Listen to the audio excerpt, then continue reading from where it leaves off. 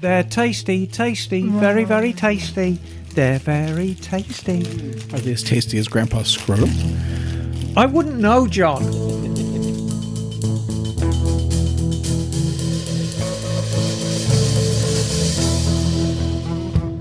Hey there! Welcome to Motorcycles and Misfits, coming to you from the Recycle Garage in sometimes sunny Santa Cruz, California.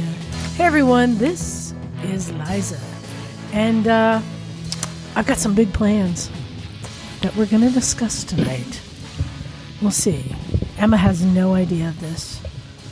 We'll see. Running the board tonight. And running his mouth. Mm-hmm. Is Miss Emma.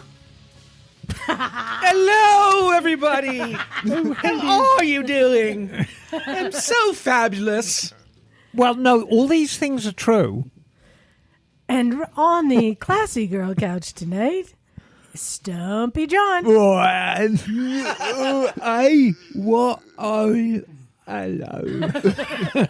No, darlings. No, she got that all backwards because you're clearly suffering from early dementia. I'm seeing if you Sweetie. guys are following along. No, we are following along. And I was going to say, hello, I'm Miss Emma, and I've got big knickers.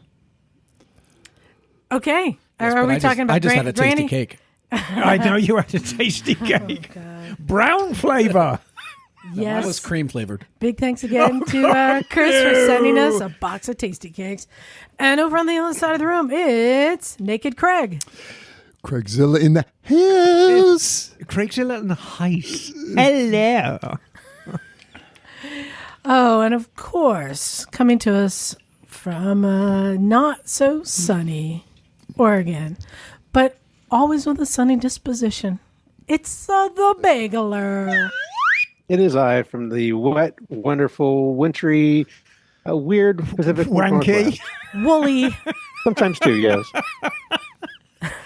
Bagel, let's see. Have you bought anything this week?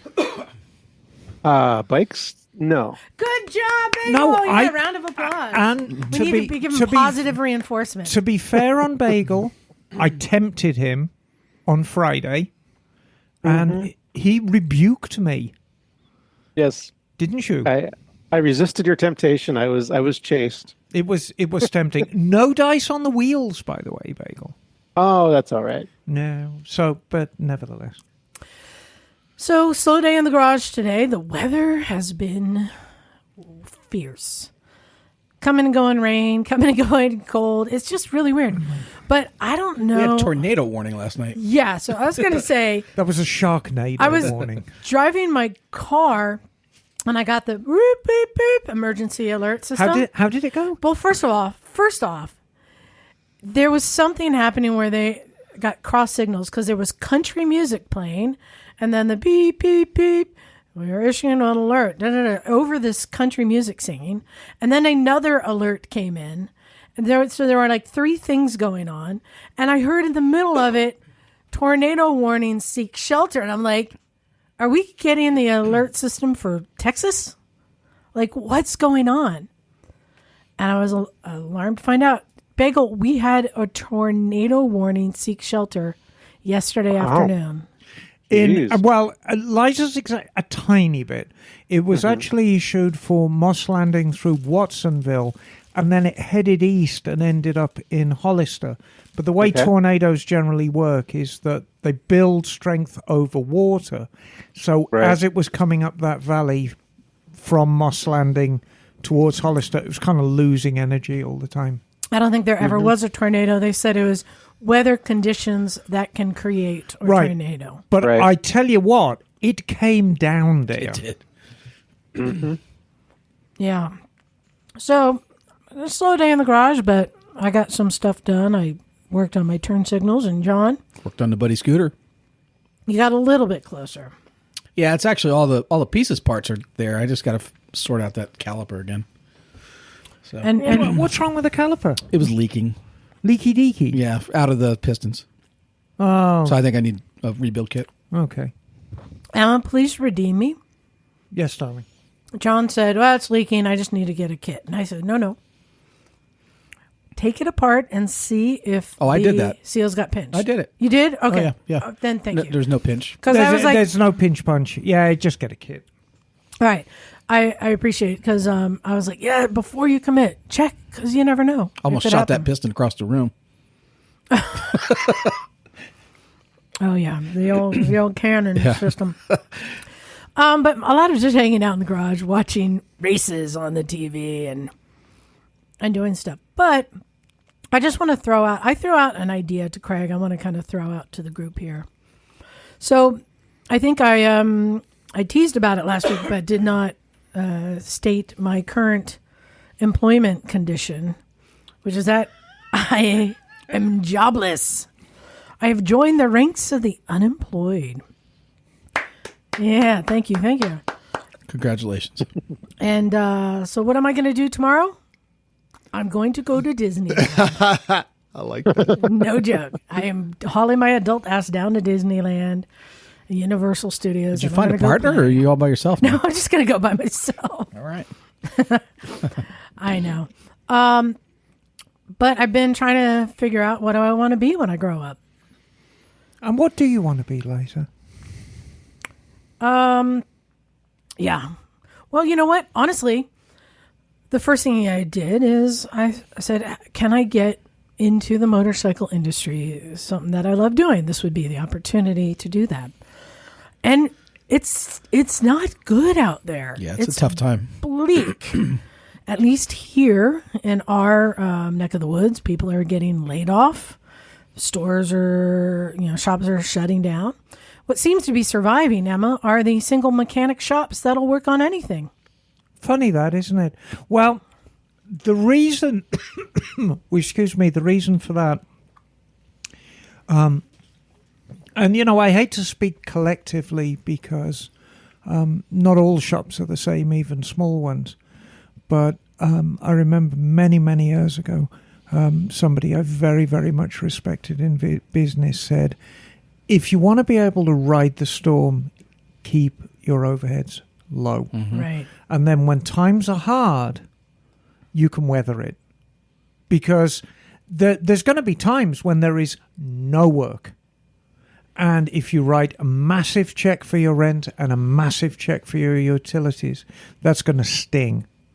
Whereas if it's reasonable, and I pay plenty for that little workshop, but the workshop itself is very small and humble, and as much as I pay per square foot, it's not a massive check I write per month. Right. And the truth is, I could probably go 3 or 4 months without earning a penny before I start worrying.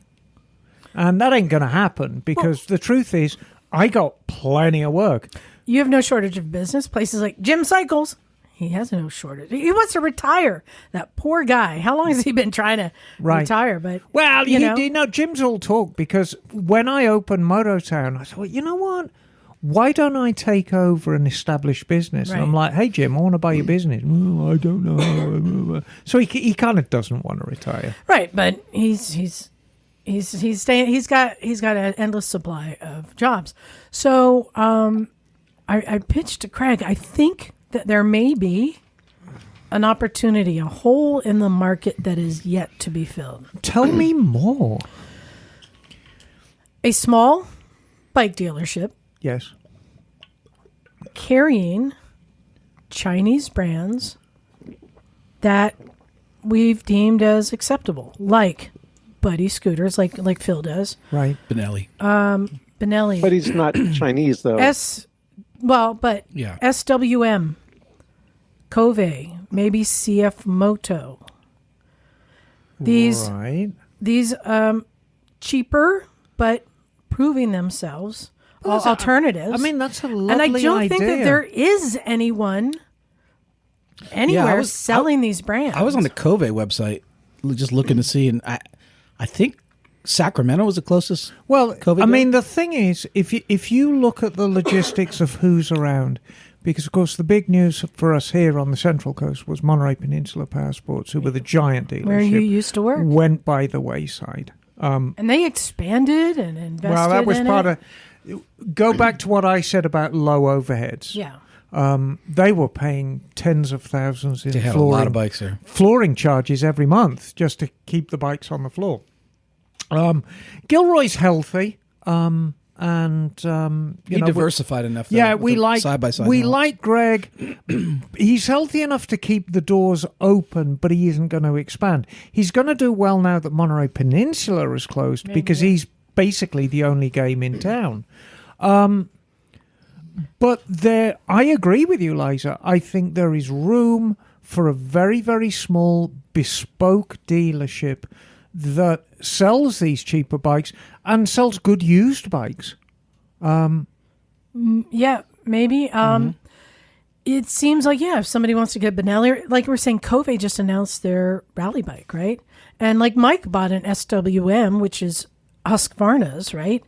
And pretty decent bikes. But where do you go if you want to go look at one or get it fixed and see one? Well, I don't know about having a mechanic spot in there yet. I'm just thinking right now, dealership selling these affordable, cheaper options. Biggest challenge would be the cost of the franchise for each of the lines. Well, and that's the thing, because when you're getting into the larger franchises, even like Vespa, Bagel, Phil has talked about the buy-in.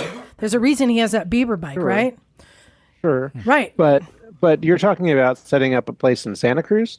Or Watsonville or Freedom or somewhere. Yeah, maybe down Or there. Scotts Valley. Santa Cruz or Scotts Valley, I think it's going to be way too expensive. Well, I mean, in terms of just the real estate. Somewhere in this area. So, but I like We All Ride used to carry SWMs. They had 2 bikes in there. So obviously they don't have a huge buy-in, right? Yeah. So I tell you where I would open a dealership. If I was starting from scratch, I would open a dealership in Castroville, and I'll tell you why. Because Castroville, you're going to get, it's not far enough away from the Santa Cruz business that you scare Santa Cruz people off. Conversely, it's not far enough away from Monterey to scare the Monterey business off. It's close to Gilroy and that side too. And the people from Salinas, it's the street. It's that's what I'm saying. Castroville is a good spot. The only bad side about Castroville, you may scare everybody off.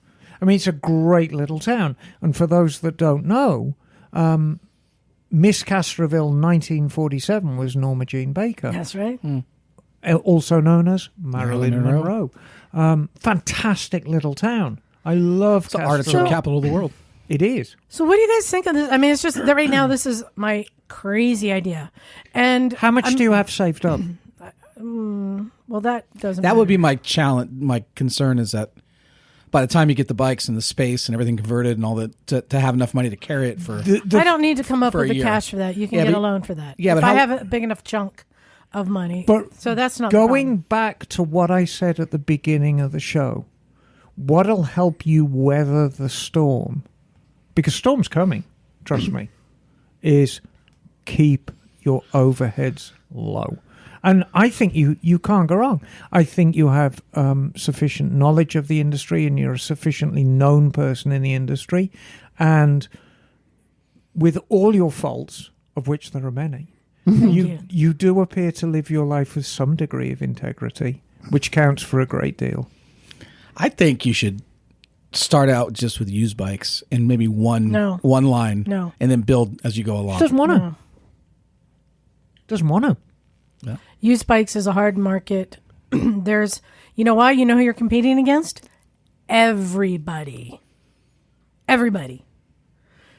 Where do you go if you want to to go look at a Benelli or a Cove or a CF Moto? Where do you go? Sacramento.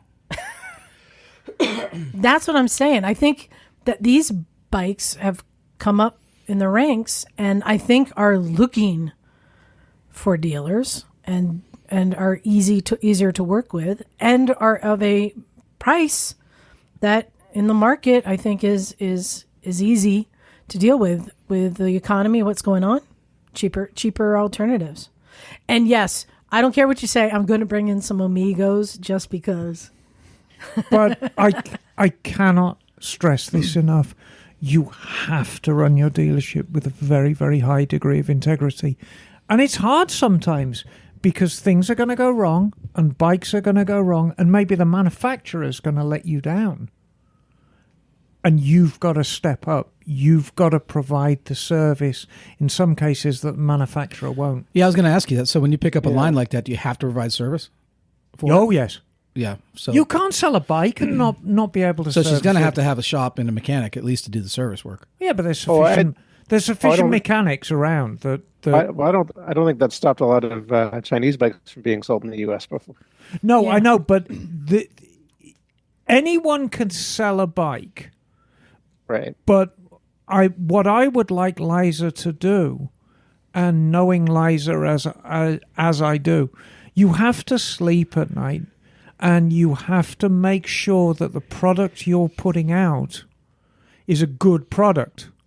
Right. And if you don't have input on the manufacturer side and how that product is made, you've got to provide that. You've got to step up because people are buying these things as an alternative to Japanese bikes. And the honest truth is, if Liza was to sell, a Buddy or a Cove, and the engine blew up on day one, and Cove said, "We're not going to warranty this," she has to. And that's part and parcel of being in a shop. And I mean, you're very lucky, Liza, because you've got two successful business owners sitting in the same room as you right now. And Craig's been nodding his head. You absolutely, in 2024, you have to run a high integrity business. You've got to. But if you're selling, bikes from X manufacturer that's really unknown, that doesn't stand behind their bikes, doesn't have a warranty, and 1 out of every 10 bikes blows up and you have to replace that with a new bike, how are you going to make money on that? Hold on, stop. I want to stop this conversation right now. Okay. The reason I stated those companies and what I said that the hole in the market is that we have always said avoid the Chinese bikes. And there was one here today I'll describe. But what I'm saying is there's a certain manufacturers that have finally risen up to a standard that is good that I could get behind. Are you sure? Yes. And that's what I'm saying is that is the potential hole in the market, letting these manufacturers, supporting these brands. Well, to Bagel's point, though, maybe you could see and dive into what would these Chinese companies that are coming up, would they warranty? Would they stand behind their product a little bit more than in the past? Sure. Yeah. And that can be researched and found out. But, it's not like... But that would give you a little more confidence going into business with them because essentially it's like a partnership, right? You're going to be partners with Cove, with CF Moto. As a dealer, you got to look at it more like you guys are in it together. But the bigger question here is there a market? Are people willing to buy these things? That's my question. Is how long does it take you to get to break even? That's what I'm putting out there. I mean, is break even going to be a year out or 2 years out? I mean, Emma had an established clientele that would follow her to where she was going, so she was able to produce right out the gate. But you got marketing issues, and it's probably not as quick to profitability as you might think. No, but I think there's a place for it. I really do, and I'll do everything I can to help you in this endeavor. That's the because question. I think it's great. Is there a place now? Whereas I think these brands are maybe like the 4th or 5th brand in a line at a dealership, right? Like Greg at Gilroy also sells the Royal Enfields. Well, he's dropping it now. He is, really? Yeah, he's done with Royal Enfield. Royal Enfield was a COVID pickup. And they made him pick up all those scrams. Yeah. It was he picked up Royal Enfield during COVID, and he did very, very well with them. But of course, now we're in the post-COVID world, and everything. It's a barometer. And it swung very, very much in our favor during COVID. Now it's swinging away, and it's going to swing back to a more central point. But we're seeing this kind of empty void, this post-COVID void in motorcycling. And he's dropping, in fact, I think tomorrow is his last Royal Enfield day. and then they're They gone. get They're shipped all- back? Yeah, they get shipped back because he doesn't own Royal Enfield. Nobody owns the bikes on the floor. They pay for flooring charges for them. What? Really? He doesn't buy and then find No, out something? that's not how dealers work. You pay flooring charges. You basically lease the bikes, and then when you sell the bike, you pay the dealer for the bike. I thought you financed them through, but you own them. No. No, you pay flooring charges. That's what on Phil said in his podcast too. Yeah. So that's kind of what I'm just throwing out there. Not that that's my game plan, but that's my crazy idea. What I think you might do quite well with, Liza, and something for you to explore is a small, and you're going to say, cycle gear, blah, blah, blah, blah, blah, a clothing and accessory shop. So talking to Greg again about that, he said the buy-in on a lot of brands is too high now. That's why he was getting out of working with a lot of the brands. Right. Because their buy-ins were too high. They'd have like a $50,000 buy-in. You have to buy this much every year. And just not hitting that you're competing with all the online sales. That's why I'm looking at what is there. There's no competition. There's no competition for somebody who wants to buy a CF Moto, right? And I think you might do quite well with it. Whether you can make a career of it or not, I don't know. But I think it's going to keep you occupied for a few years. Well, and it's being involved in the motorcycle industry, and I'm sure you agree with this, Craig. It's very, very fulfilling. I really wouldn't want to be in any other industry. But make no mistake, once you've worked for yourself, you go completely feral. There's no way you'll ever work for anybody again, ever. You can't do it. And it's funny. That's true. I was talking about this with Greg last week because I was up there setting up my wholesale account because, of course, I lost my wholesale account with Monterey Peninsula for all my genuine parts. So, of course, Greg said he'd pick up the slack for me, which is great. And he reminded me that when I lost my job originally, when Monterey Peninsula closed, he was the first one to call and say, "Come and work for me, Emma." And I'm like, "Oh, yeah, I forgot about that." And he said I wouldn't do that again. He said, "I mean, your skill as a mechanic has, improved exponentially, but you've worked for yourself now. There'd be no taming you." And he's absolutely right. No like a taming you. feral cat. You just do what you want. You'd go into work when you want. Yeah, okay. And it doesn't work like that when you work for other people. You can't just come and go as you please. Yeah, so I'm just going to be traveling. I'm going to travel. I'm going to play. I'm going places and doing things. Apparently, John signed me up to ride to Vintage Days this summer. Mm-hmm. We got a plan. Yeah, so I guess I'll do that. Look for a job later. After all the events, I'll get. Well, I think something will come up for you, Liza. But now is the time. I know we've been talking about trying to get you involved in the motorcycle industry for many, many years. Maybe this is the time. I think it's not looking good with everything right now. Yeah, but I know it's looking good for a small, maneuverable. Well, that's why I mentioned the shop. And the other thing I think is it can't be a little boutique shop with, 6 bikes. I think you need to have. Here's bunch of another one bikes. for you that I what? just thought of that Oh, I what's think that? you would be really good at. I'm not sure where it would all play, but a lobbyist. Oh, yeah. That has you written all That's over the truth. it. A motorcycle lobbyist. Yeah. You going to battle in Washington, D.C.? So the downside is I need to be here Sundays. I don't think you do. I don't think you need to be here every Sunday. You can I think fly you've out got, Monday morning. Yeah, I think you've got a sufficiently good team. No, I can't. No, that's kind of my deal breaker thing. I need Sundays free lobbyists. I'll look into that. I did actually check with the AMA postings for jobs. They're looking for an Eastern representative, but not Western. Yeah. So anyway, I'm gonna play and ride my bikes and just have fun for a while. speaking of riding bikes, I wanted to do some updates. We have an update on the motocross from Ian. This one is from Daytona Bike Week, the Supercross. Are you guys ready for this? He goes, this has been so exciting. It's really close points chase with unpredictable battles. He's getting me all excited about this. So let's hear that now.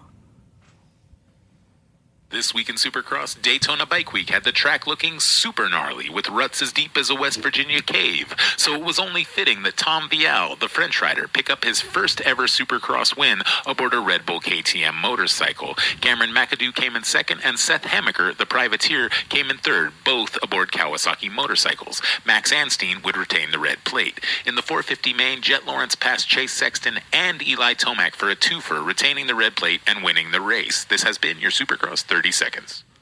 That sounds exciting. A win. Ruts as deep as a West Virginia cave. I like that part. I like that part. I like the fact that a French gentleman won. Zut alors. Nah. Emma, I have another update you're going to find exciting.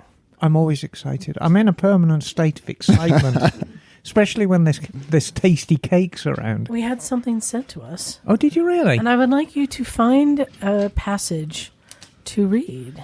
Passage. What do we have there, Emma? Mimi and Moto's Magical Meteors.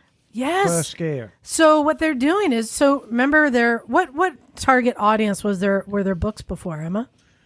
Target audience? Yeah, they were like tiny children. Tiny children, pictures, a little bit of writing. Yeah. Look at this. Oh, this is a book. This is a book.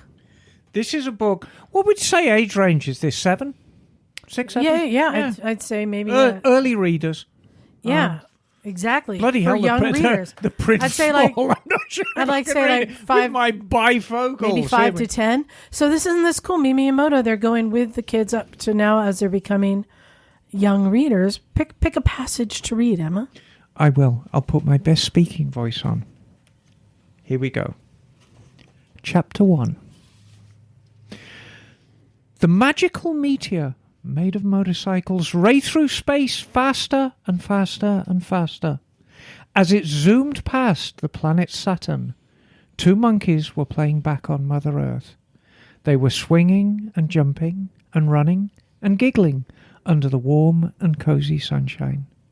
The monkeys had no idea that a magical meteor made of motorcycles was heading straight for Mother Earth. They also had no idea that it was about to turn their lives into an amazing 2-wheel adventure. And if you want to read more, you've got to buy the book. Yeah, mimiandmoto.com. Thank you, Nancy and Mark, for sending us And that. you can get this book from mimiandmoto.com. I guess it'll be on Amazon. The ISBN is 978-1737.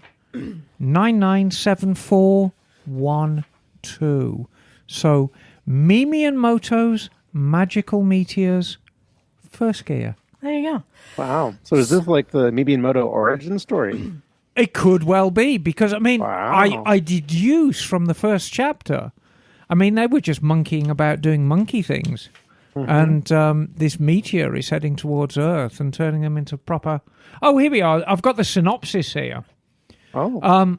The synopsis. After a magical meteor made of motorcycles crashes into Mother Earth, 2 monkeys awake to a new 2-wheel world in which they find themselves in love with motorcycles. Well, this is a world we can relate to. Now called Mimi and Moto, the pair soon encounter the Cages, 2 gorillas in a car who have other plans for the meteor. Together with a sassy cat named Bella and a wise old dog named Bailey, the 4 furry friends set off on a high-speed adventure to protect the meteor from the Cages before it's too late. And it's a 13,000-word chapter book for ages 7+. Yeah. It was written and designed with no agenda other than to be a fun and exciting story with plenty of kid-friendly motorcycle action. So, if you're sensitive about what your children read, this is a completely neutral book. It's just 2 lovely little monkeys and they like motorbikes. So if you like motorbikes but are sensitive about controversial subjects, it's going to be a safe bet for you, I feel. So, and I just want to say that was not a paid plug. These are, this is a book. These are people that we just really like. So we support them. Oh, yeah. Mark and Nancy are good eggs. Yeah. And I was a very, very early adopter, an investor in their first book, Mimi and Moto Ride the Alphabet. And I actually am listed on the back page with all the other investors. Oh, neat. And it's a lovely thing. Anything involving children, I think, is wonderful. And we, as an industry, we're always grumbling about getting new people involved in the sport. And I think Mark and Nancy have really grabbed the bull by the horns and said, well, yes, toddlers aren't going to necessarily be riding motorcycles, but we can spark that interest. So by going long and thinking, well, if we get them talking and interested in motorbikes as toddlers, when they're old enough to ride, they're going to be bugging mummy and dad for a motorbike to ride. So I think it's a good, solid, long-term plan. There you go. So before we get to our big topic tonight, I have a small game to play. Not the game that Craig played earlier today. Oh, God. Is it the world one. versus Emma again? No. Thank God. It isn't. In fact, in this game... That's real life. That's no game. No, that is life. That is my life, darling. In this game, we're going to go around John, Emma, Craig, Bagel. We're going to keep going around, and everyone is going to take a guess. I'll tell you what you're guessing soon. If you are wrong, you are out until there was only one left. Oh, dear. Okay, now explain the game. This is called the Ninja game. Oh, yes.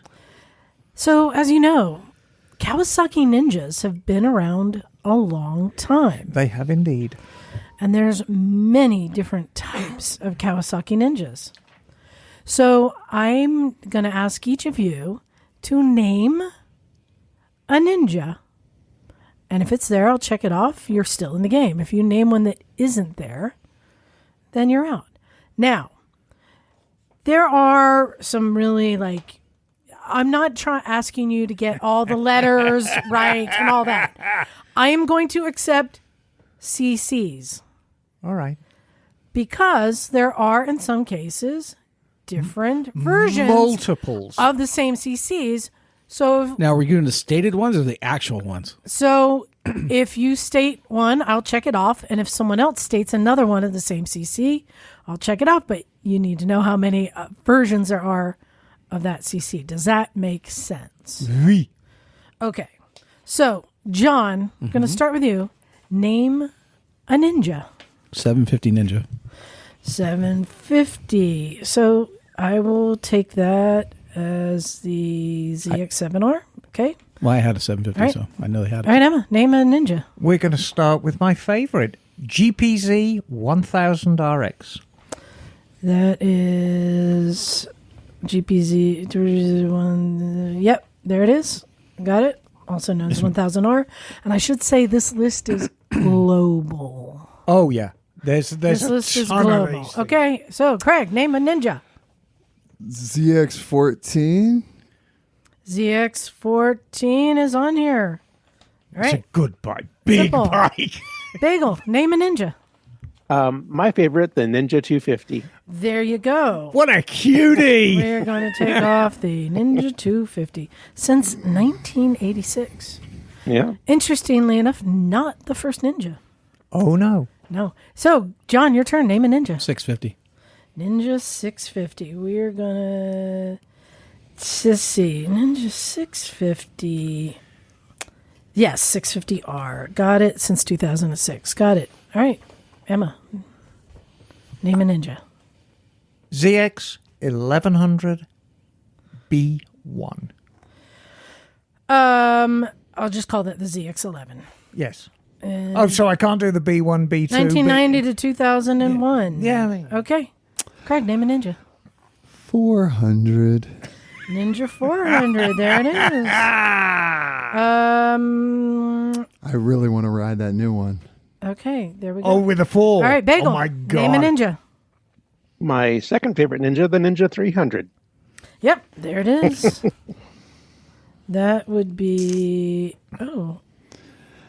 Okay. All right, John, name a ninja. 500 Ninja. 500, there it is. 86 to 2009. Okay. Emma. 600. All right. That is 1990 to 2008. Yes. All right, Craig. 900? Yes. You're the most famous of them I all. will give you the Ninja 900. 83 to 2003. And that is the first, I That's believe. first, as That is the featured first one. in Yeah. Top Gun. Top Gun, exactly. Oh. That was it. That was the crossover from GPZ to Ninja. That was the first one. It was a GPZ, but it said Ninja on it. So that was And the then first. there was the alternative film with the wildebeest in it, the Top Gnu. All right. Is that Bagel? Your turn? Yes. Name a ninja. Isn't there a Ninja 400 as well? There is a Ninja 400 since 2018. All right. Yeah. Okay, John. 125. Ooh. Yes, there is since 2018. Mm-hmm. All right, Emma. Ninja 750. Ninja. I already said that. So, well, hold on. Yeah, you said 650. No, 750. No. That's my first guess. And Well, I hold said on, the hold on, 400. hold on, Bagel said hold the on. 400. Yeah. I gave Emma the 89 to 2003. If you're saying the Ninja 750, there was the 86 to 91. Yep, Yeah. I had an 87. There you go. There you Good. go. That's fine. Very good bite. All right, Emma. Didn't I just guess that? Oh, is that you? Yeah. Okay, yeah, sorry. Craig. Oh, he's starting to get that look. 800? And Craig is out. There has never been a Ninja 800. And this is how it goes. All right, Bagel, name a ninja. Is there an 850? There's not an 850. And Bagel is out. Oh, well. But there's still about 20 left, just so you know. All right, John, it's down to you and Emma. Name a ninja.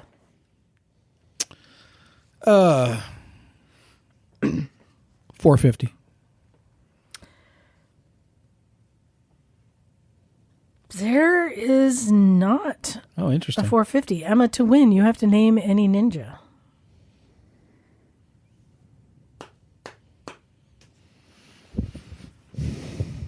We've done the 11. We've done 1200. Yeah, there was a 1200. Ninja 12R, Yep. 2000 to 2006. Is that the tricolored All right, one? Emma Yes. wins. So you want to hear all the ninjas? Oh, Sure. God, there's so You- many. you didn't Start at know- the small. Start small and go big. Ninja 80 Wow. RR. Can you Two-stroke. imagine? 92 to 98. That must I have been won for the German one. market. There's a Ninja ZX 150 two-stroke Right. and a Ninja 250 SL two-stroke. Then going up to those are the single cylinders and the two cylinders. You guys didn't remember the brand new this year Kawasaki Ninja 7 Hybrid. Of course. Yes, brand new this year.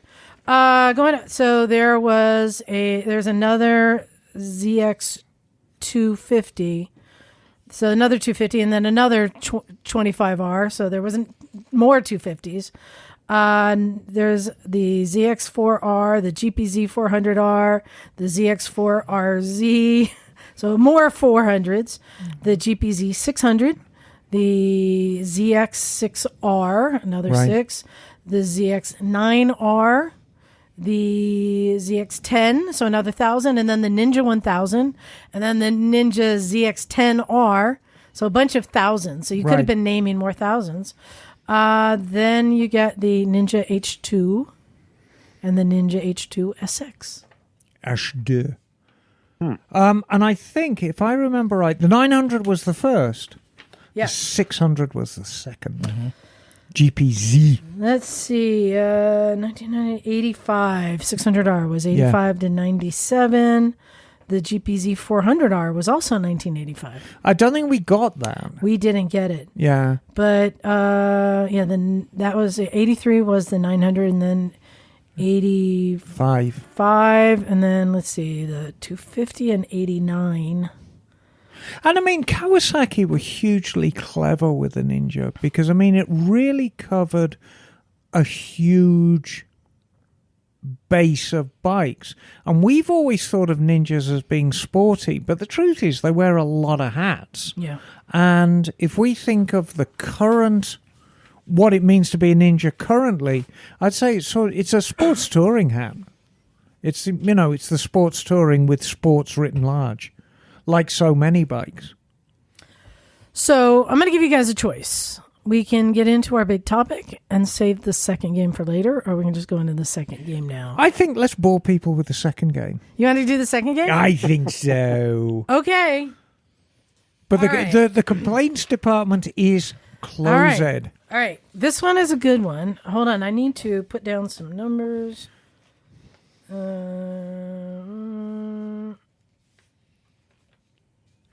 You see, I'm feeling full of myself because I won the first game. Okay. Now I'm going to explain this game. This game is called Least Expensive, Most Expensive. What I have here is a list of certain motorcycle brands, and I have their least expensive model and their most expensive model. Right. All right. Now, just to clarify, these are base models. So this is not with all the accessories. These are the base models. And this is the MSRP listed on the website right now. And we are only talking about street legal bikes. And we are not talking about special editions like the Dark Edition or the Chrome Edition or anything like that. Just the basic models, okay? So this game is going to be played like golf. Each of you is you're going to pick a number. I've assigned numbers to each of these brands. You're going to just say a number from 1 to 8. I'll tell you the brand, and you need to tell me the least expensive and most expensive models.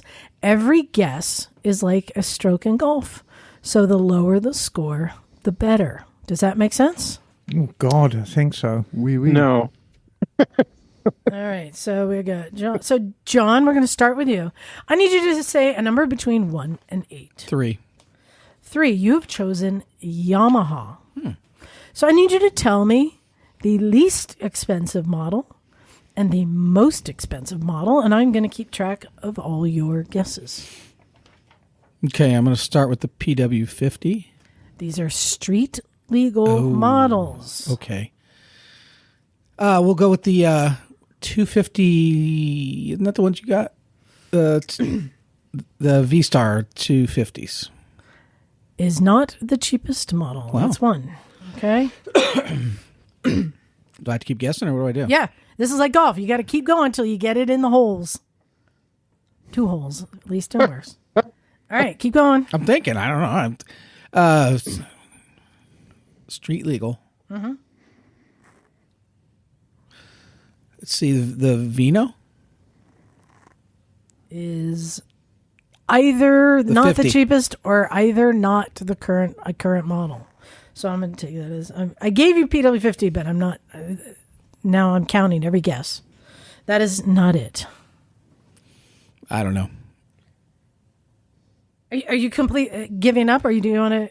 If I saw a list of the bikes, I could pick it out. No, you need to keep naming models. I don't know their whole line. That's the problem. We'll try and think of Yamaha's most expensive model. I will tell you, Craig played this earlier with me, and he got both of these on the first try. Of course, because he's Craig. Well, and to be fair, Craig does buy bikes. Exactly. So I'm going to say the R1 is the most expensive. I need you to be more specific. R1M. Yeah, okay. R1M. That is the most expensive at $27,399. I'm going to give you another. Come on, get another guess. Cheapest Yamaha.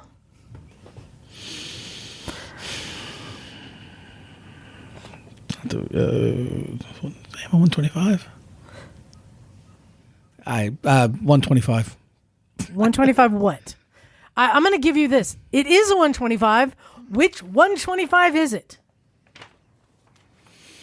I don't know. R125. That's another guess. I'm going to say, should we say 3 strikes, you're out? I think put him out of his All misery. right, you're 3 strikes, you're out. All right. You didn't get it. Craig, you want to tell him what the cheapest model of Yamaha is? He's like, oh, shoot, do I remember?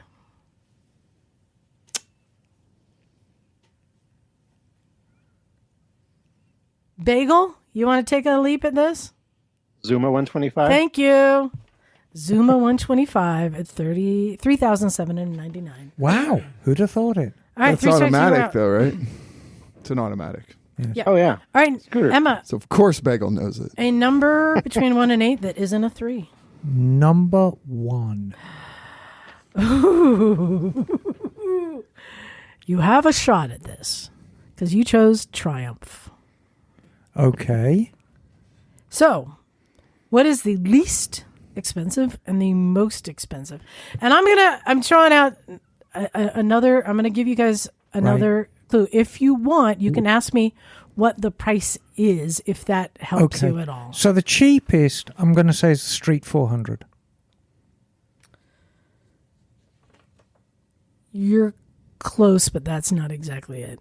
No, that is not it. Is it 400cc, though?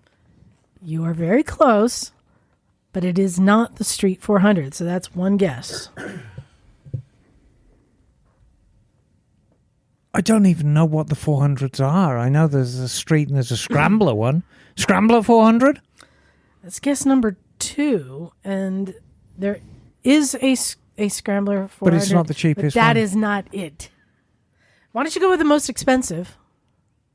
The most expensive Triumph, I feel, is probably going to be... Traditionally, it's always been the big touring bike, but I don't think it is. Do you want the price? Does that help you? Yes. At $23,995 for the base model. Oh, I think that's the Rocket 3 limited edition. Rocket 3, that is correct. Yes. All right, so you got that. But the cheapest has The got to be cheapest. one of the 400 range.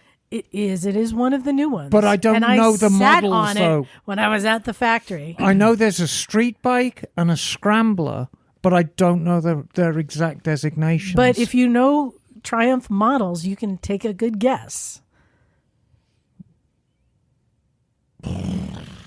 What's a Well, it can't name be they've used on other bikes? It can't be a Bonneville Nope. because Bonneville's a right, twin that's- cylinder. Right. And I know they like the word street, and I know they like the word Scrambler, and they... Tiger. You think that might be a Tiger 400? So I'm going to say 3 strikes, you're out. So Yes. we changed the game. It's no longer golf. It's now called 3 strikes, you're out. No, it's the Speed 400. Oh, yeah. Oh, street speed. Yeah, that. Well, I know. on I a know. 400 Okay. single cc bike, I think that might be an oxymoron. This is one of the new ones. All right, Craig. Pick a number between 1 and 8 that isn't a 3 or a 1. 7, That isn't that one. 5, That isn't that one. 4. Only because we played this yeah, earlier. yeah. Give me, Oh, give me one I perfect. haven't 4. had before. Harley Davidson. Huh? Oh, I think that you Okay. you might do okay with this. Do you want to know? Do you want to know the prices? No, Okay. I think I'm good. Okay. It's going to be the Harley 300 for the cheapest. The new 300. That is strike one because that is not listed on their website. I think that is not for sale to the public yet. I think that is only going to schools. So then it's going to be the So strike one. strike one. It'd be the 500. 500 what?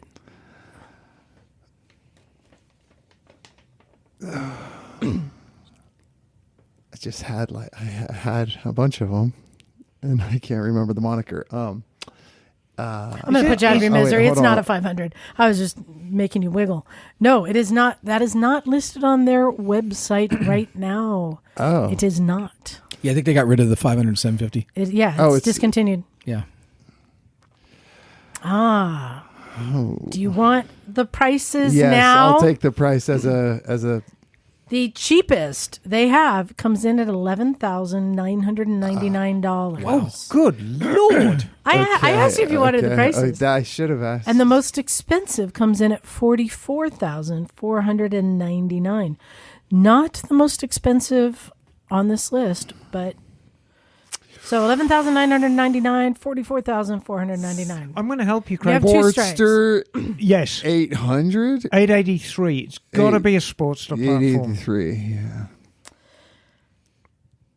So I'm going to call that a strike because it's not called that. It is the Nightster is the cheapest base model. It is in the Sportster models, but this is specifically Oh, called she's mean. You're mean. the Nightster. Is the 11 model. grand for an 883 Well, actually, it's Sportster. not. It's just called in the sports section. Nightster, It doesn't say Nightster. it's the Nightster.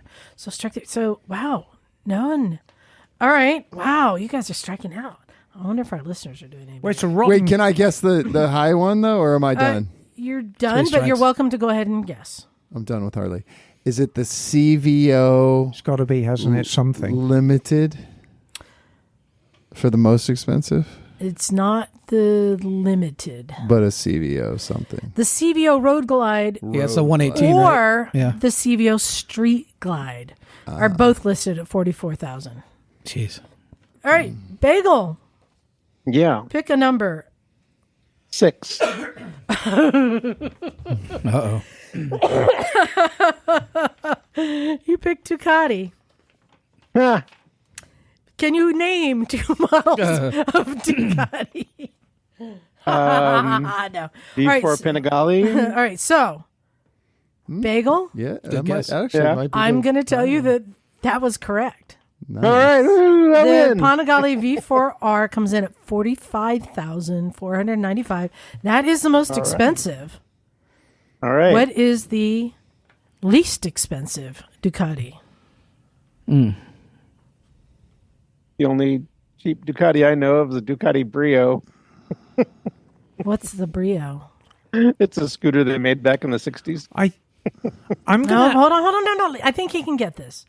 That's strike Really? one. You've got two more Okay. guesses. Okay.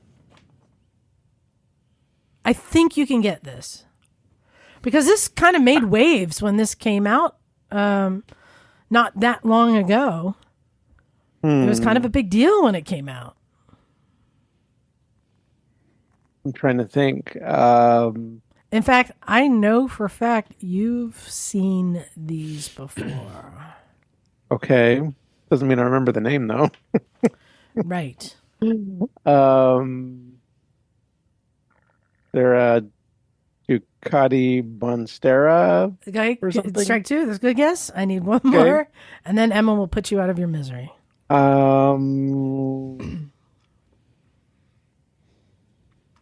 I really can't. I'm struggling to even think of another Ducati model. I'm sure there are others that I've heard. Think of before, a but- style. Don't even try to think of a name. Just think of a style. Street Fighter. That was a very good guess. No. Okay. Emma, what was he looking for? I think just the good old scrambler. There it is. The Scrambler comes Okay. in at 10,995. That is their cheapest Ducati. Also Wow. known as the scramble eggs. Aren't they coming out with a 400? Oh, they've had the 400 forever. It is not a dynamic bike. If you want to be blown out of the weeds by a Rebel 250, Well, that are they selling it currently? How is that not cheaper than the Scrambler? well, it is a scrambler. Oh, it's a Scrambler 400 you're talking It's a about. scrambler. It's a but that's- darling looking bike. It's a scrambler platform. They do them in pastel colours, presumably to appeal to the gentler sex, and not a dynamic bike by any stretch of the imagination, but quite charming in its own way. All right. John, I'm going to assign this to you now. Kawasaki. Cheapest and most expensive. Do you want to know what the prices Sure, are? give me the prices. The cheapest Kawasaki, and I think this is the largest gap in retail pricing. The cheapest comes in at $3,649. And the most expensive, this is topping the list of all these manufacturers at $58,100. Dear God. All Yeah. right, let's get rid of the expensive one Cheapest. first. which Are they is expensive? Okay, yeah. the H2. The carbon one. You're very close. H2R. There you go. The H2R. Because there is like 4 different H2s. The H2R, 58,000. All right, I want to say Z125. You nailed it. Ding, ding, ding. Nicely done. John is on the board. Wow. Right. Emma, Hello.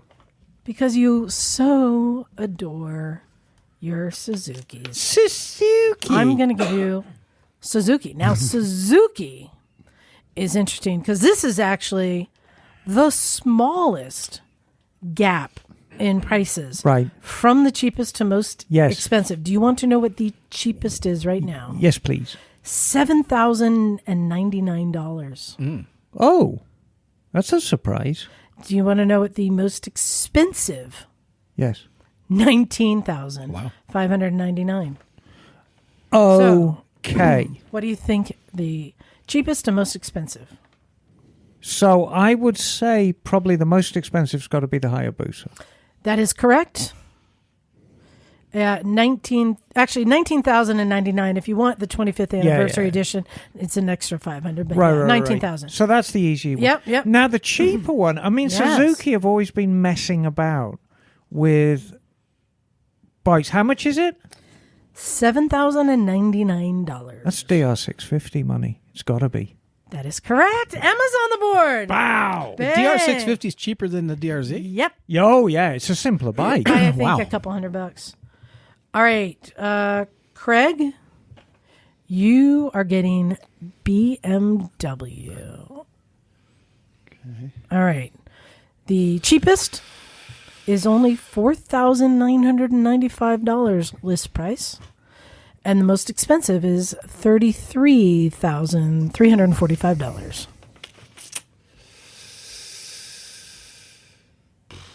Well, the cheapest will be the 310R. That is correct, because they do have different 310s. Yeah, the G310R, $4,995. Oh, are we going to get everyone on the board? Oh, this might be good. It was 33,000. $33,345.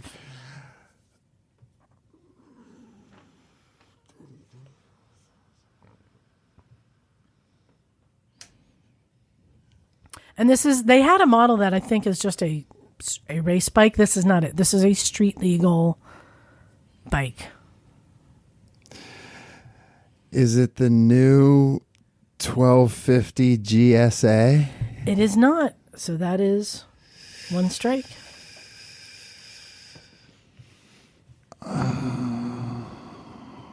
Oh, it's a bit of heavy breathing there. I was really getting quite There's- excited. there by might be that. one Wow, that shows up here. You got the cheapest. You got 2 more guesses.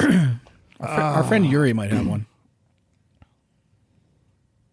Oh, no, I don't think that's the That's most not the one? No, I don't think it is. Oh, I don't think it is. I think you're barking up the wrong tree. I'm sorry. I'm leading you wrong. The wrong tree barking.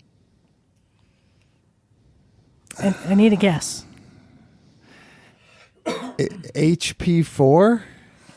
That's strike 2. Good guess, though. Very good guess. I don't even think they make that anymore. I know. But you're thinking about like the higher line of something. So you're in that right vein, because they do every now and then Is it come a out. power cruiser? Oh, that R18? I'm not answering questions. I need you to guess. Oh, Wow, you were nailing it earlier when I gave I you the know. easy ones. I think it was beginner's luck.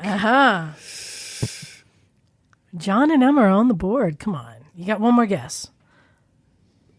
BMW. If you, S1000RR? No, they're not that much, are they? In fact, you are incorrect. That's what Yuri Very has. close. That's what Yuri has. Emma, it is? is it one of the S1000? I didn't think it was. No, it is the M1000RR. I don't even know. Yeah. And I actually, what I thought it was, even though they've got no real sale value, the truth is, I thought it was one of the big touring bikes, the 6-cylinder touring bikes. Yeah, I was looking at the the K K. bikes. Because It's not that. what is it, the K1600? Yeah. Monster No, money. Not that. GT. And some of these would get very close, but that is not it. So, Craig the not on M. the board. Well, let's see if we can get What, big. can we accuse him of having dirty underwear on now? But you were nailing it earlier.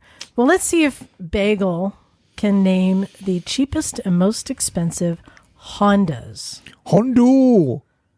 And I expect you to know the least expensive. The least expensive has got to be the Metropolitan. That is incorrect. The least expensive is coming in at retail price you know this, $1,807. Exactly. There it is. That is the cheapest, yes. Now, most expensive coming in at $28,900. Is it a Goldwing? That's a good guess, and it is not. So that is strike two. The Goldwing came in just underneath this. So this has to be like a sport bike of some kind, like CBR 1200 RR. You are so close. I'm not going to give it to you. But I have mad respect for you, Bagel, because it is the CBR 1000 RRR. Ah, okay. And you got all the R's. And then some. Well done. So is that not interesting, you guys, that Suzuki, Yes. I mean, and especially with that Hayabusa, they were known for like being the fastest bike around, is the cheapest high-end bike that they sell. They've got the smallest line of the big four, Emma? right? Yeah, this makes for interesting reading. Isn't that interesting? Yeah, let's read through them high-low. from the top down. Ninja H2R 58,100. That is heavy money. Z125 Pro 3649. Fireblade CBR 1000 RR. So that's got all the equipment on it. That's got the really nice wheels on it, the forged wheels, the Olins, blah blah blah. 28.9 Navi 1807. R1M. Now, the R1M's been around for a while now, and that's the tricked out R1. It's got the cross-plane crank. It's got the monoblock calipers, Olin suspension again. 27.3. Zuma 125. And that has been unchanged for how many years? Yeah, it's a good And I mean, little if you include the fact that it used to be a two-stroke, you're kind of getting into a 40-year production run with that bad boy. 3799, and then we come to the Hayabusa, which is under 20 grand, even for the 25th anniversary, which is wild. DR650, can't go wrong with that. Yeah, and isn't that crazy that that's the cheapest bike they sell? When you look at how many Hondas are cheap, look at all the 125s they have, even the XL150. Right. They have so many in that lower range. They don't make any mini bikes nor small dual sports. Exactly. Yeah. That cheapest is a DR650. Wow. DR650. And then the M1000RR, again, the tricked out sport bike with all the sportiest stuff on it. 33 grand. My God. And then 310s, anything under 5, you can't go wrong. And then the Rocket 3, of course, 24. That is a big bike. I rode that in Vintage Days. Oh, my gosh. Yeah. Almost ripped my arms off. Well, and I've got to hand it to Triumph. The Rocket 3, the old Rocket 3 was a number of great things, but a looker wasn't one of them. But the new one, my God, it's a good-looking My bike. advice, Craig, when you try it, do not wear a windbreaker with a hoodie. Because it'll pull you off the back. It did. It almost did. Rocket 3 GT or R? It's the R. Yeah. And if you can get yourself on a Triumph, and all of those new Triumph 400s are just pretty cute as a bug's ear, and they look to be pretty well made in India, I believe. But the finish looks good.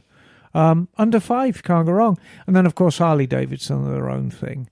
I found that interesting. I thought, too, Harley must have some of these smaller bikes, but none right now. Well, I think what they've done, I mean, the Indian-built bikes were so panned. Yeah. And it seemed like they were getting scant respect from Harley, and they were getting scant respect from everybody else. I mean, Harley have just given it up as a bad joke.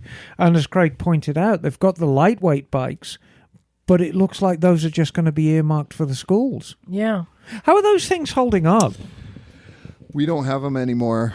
We don't have any. Were they a bad bet? Where do they go? You mean the 500s? We had the 500s, not yeah. the 300s. Okay, because I thought weren't you running the 500s? We were. We converted back from the Harley Academy to the traditional school. So now we have back the Kawasaki, Suzuki's, Honda small. So what's happened to the Harley Academy? It's gone back to Harley? Yeah, we just no longer have the Harley Academy. Yeah, we've gone back to Harley. The bikes all went back to Harley. But the 500s weren't that bad. They were a little heavy. But I think the 300s, I think the new schools, or some of them are running the 300s. And I would have to imagine, although we don't have any in the fleet, that it would be that they're even better just because they're lighter. That was one of the with the short legs, right? The new students with short legs. But the 500 was a little bit of a beast. But the 300, I think, helps with that. The only thing that used to sort of annoy me a little bit when we went to the Harley dealer, I mean, they always pitch the entry-level Harley as a Sportster. Right. Well, and Sportsters are quite awkward to again. ride. And it is again. And they are quite awkward to ride. They carry their weight quite heavy, quite high. Right. And they've got this very, very narrow swing arm pivot. So they are a little bit twitchy. Personally, I think the Dyna is a far better starter bike than a Sportster. The other thing that surprised me looking at that list, you see the whole in Suzuki's lineup, that they, like, all the little mini bikes, like the Grom clones, all that stuff. Right. Or scooters, like, or small. They're not catering at all. No, small, they're at all. Simply not interested. What happened to the DR200? Right. You know. Yeah, the DR200, and that's an absolute staple of your fleet. DR200s are great. Right. Nothing. No, let me ask you this, Emma. So with Suzuki, would you say the reason for this narrow gap is because they are? I'm trying to think of the best word. They're struggling money-wise. The cheapest of the big four in Japan, and they already have the investments in their tooling for their current platform that they just are investing the least amount into any type of innovation of the big four. Yeah, I know. I do tend to agree with that. I think out of the big four, Suzuki are struggling the most because if you look, I mean, we'll start with Kawasaki. I mean, Kawasaki Heavy Industries own Japan. So Kawasaki Motorcycles, even though it's run as an autonomous company, it's under this umbrella of Kawasaki Heavy Industries. So they're never going to be short of money. And then, of course, you've got Honda and Honda Heavy Industries. You've seen how big Honda is down in Irvine, Liza. And I mean, that gives you an idea of how big Honda is as a company. And again, they're very diversified. I mean, they make everything from lawnmowers to executive jets. So I don't think they're particularly short of money. Yamaha are kind of the innovators. And they put their fingers in a lot of pies. They build a lot of engines. Yeah, they build a lot of engines for other people and are quite happy to whore out their technology to people who'll buy it. So I don't think they're particularly broke either. And then there's poor old Suzuki. And, I mean, Suzuki pulled out cars in America. How long ago was that now? 7 or 8 years at least. Right? Yeah, it might even be 10 years ago. I know they do well in other markets. I think in Thailand and the Philippines, Suzuki cars are very, very popular. But, you know, I always say this, and I don't mean it to sound shocking, but I think if Suzuki were ever to say, look, we're pulling out of the American market, we're done, it wouldn't surprise me. They're still investing in racing, though, which is good. Well, and that if you would have pulled out of MotoGP, yeah, but they went to World Superbike, though. Yeah, mm-hmm. But I'd hate to see it because I mean I've got such a personal long history with Suzuki, and I think they're the cat's pajamas. Every single Suzuki that rolls off the line, no matter how humble it is, there's something quite special about it. Yeah, but you refer to them as the big four, not taking into account that Royal Enfield is catching up to Suzuki sales globally. Oh, absolutely. You know? I just was saying big four of Japan. I know, but I'm saying we have to remember that other brands are catching up. Well, I mean, So how in- big are they really now? Well, and that's it. I mean, things change. The one thing you're only ever going to be sure of is change itself. Mm-hmm. And I think within our lifetime, we're going to see Royal Enfield overtake at least the lowest one of the big four Japanese manufacturers, maybe two. I mean, maybe Royal Enfield sales will become more than Suzuki and Yamaha. Well, and funny you should say change, because I think that's a perfect segue into our next topic. So last week we were talking about if you want to make more power out of your bike. And we basically said don't. We basically said don't. There are arguments, like John said, on the DRZ 400. There's arguments for putting a pumper carb, spending $1,000 right. to do it. There's argument, but in general, and I think really the best advice is invest in maintaining it at Make the level. the most of what you've Air got. filters, spark plugs, oil, Yes. all those things. And understand that, and I'll use the DRZ 400 as an example. If you go for a pumper carb, first of all you're doing is duplicating a standard bike, a DRZ 400E, because that's how they left the factory. But secondly, your economy is going to go to crap as well. Your bike's going to stop doing 50 to the gallon and now do 38 to the gallon. So you've got to, you pay the piper no matter what you do. But we do know for a fact that all manufacturers do cut corners. Oh, yes. On things. Yes, and it they is do. very common to make some changes to your bike, your new bike, your old bike, whatever, some upgrades. And I wanted to talk about getting bang for your buck and where your money is best spent. And I'm happy to talk about that. Yeah. And for me, I'll just go out there and say that for me, every bike I get, doesn't matter new or old, the first thing I do is I make it more comfortable for me. And where manufacturers are known to cut corners are seats. Yes. For me, I put on wind protection, usually taller windshields or a windshield at all. Yes. Electrical outlets and a phone mount, heated grips, and like crash bars, that kind of stuff. And luggage, top case. First thing, like I do. You go out there, all my bikes have the same kind of thing. They have a windshield, right? Luggage. Well, and I think you're smart because, out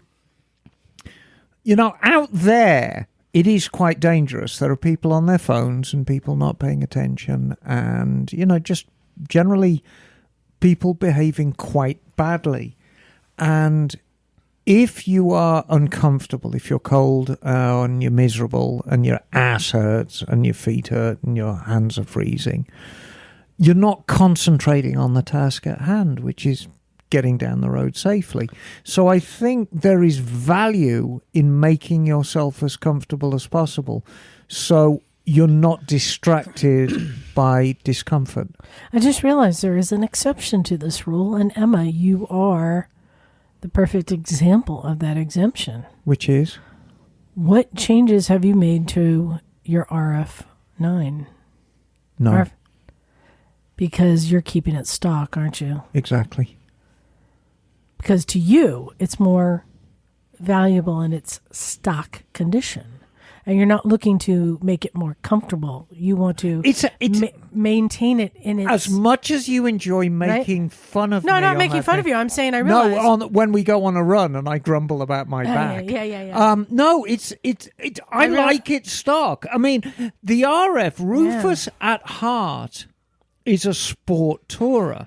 But had you bought that bike brand new, you might have made changes. Right? You're doing right now, I believe, you're just trying to maintain that stock bike. Right. So...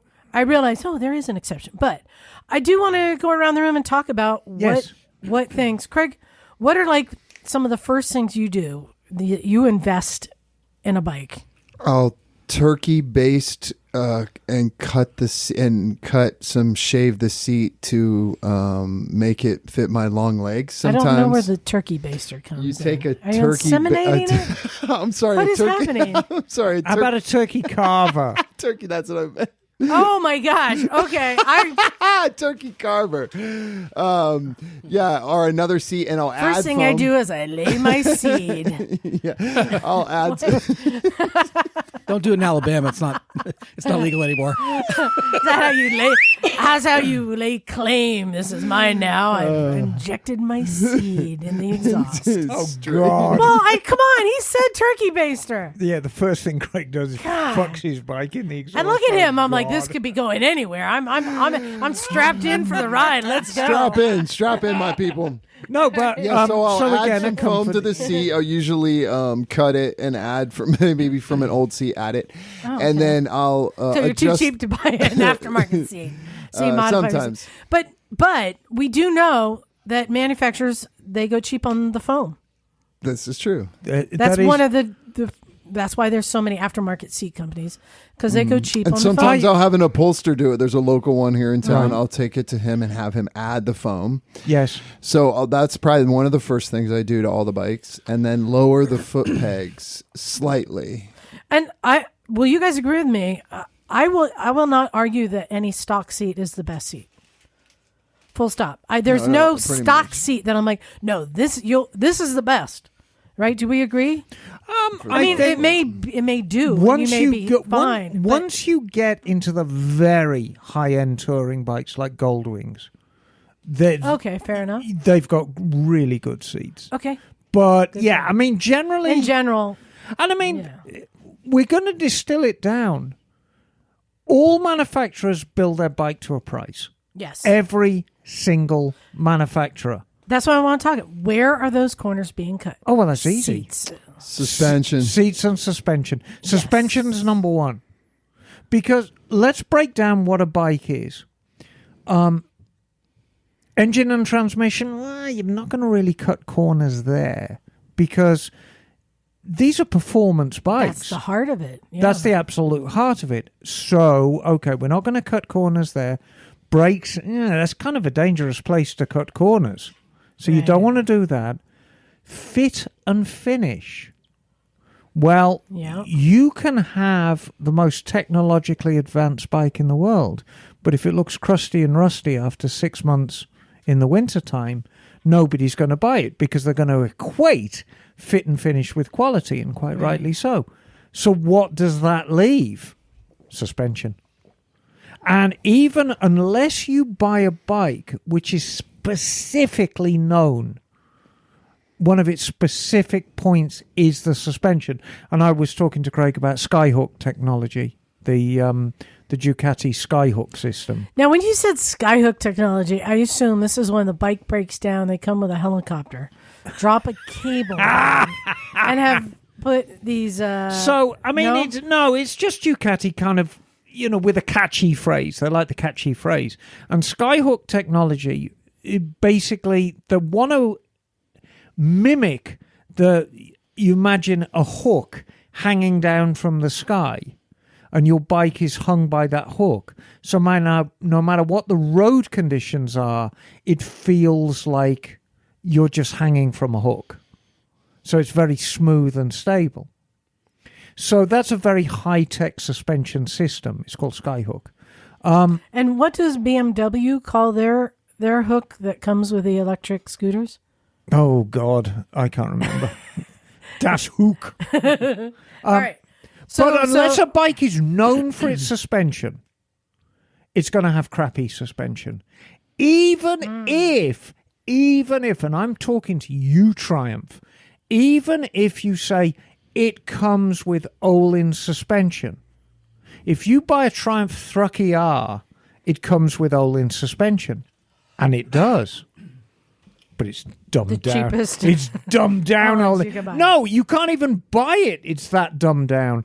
It is made specifically for Triumph, so they can say, yes, it's got Olin suspension, but it's incredibly cheap on suspension. Now, let me ask you this. When we were talking about the exception, Yes. upgrading suspension, does that change a stock bike, or is that not mar its? You mean you're talking warranty wise? No, I'm talking about like on a bike, like her vintage bike, where she just wants to keep it perfectly stock. Oh no, Rufus has got changed suspension. Okay, so suspension, it doesn't like. Well, That- I mean, No, 'cause- I would argue that you see, when Rufus left the factory, Yeah.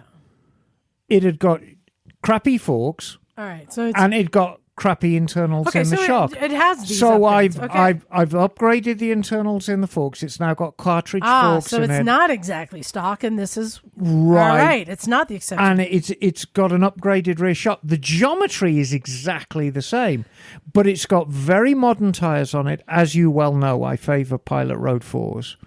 And it's got very good compound brakes, although the brake hoses themselves are still rubber, and we're going to come to that in a bit because I like the stock look. But it's got very, very modern compound brakes. I like Golfers.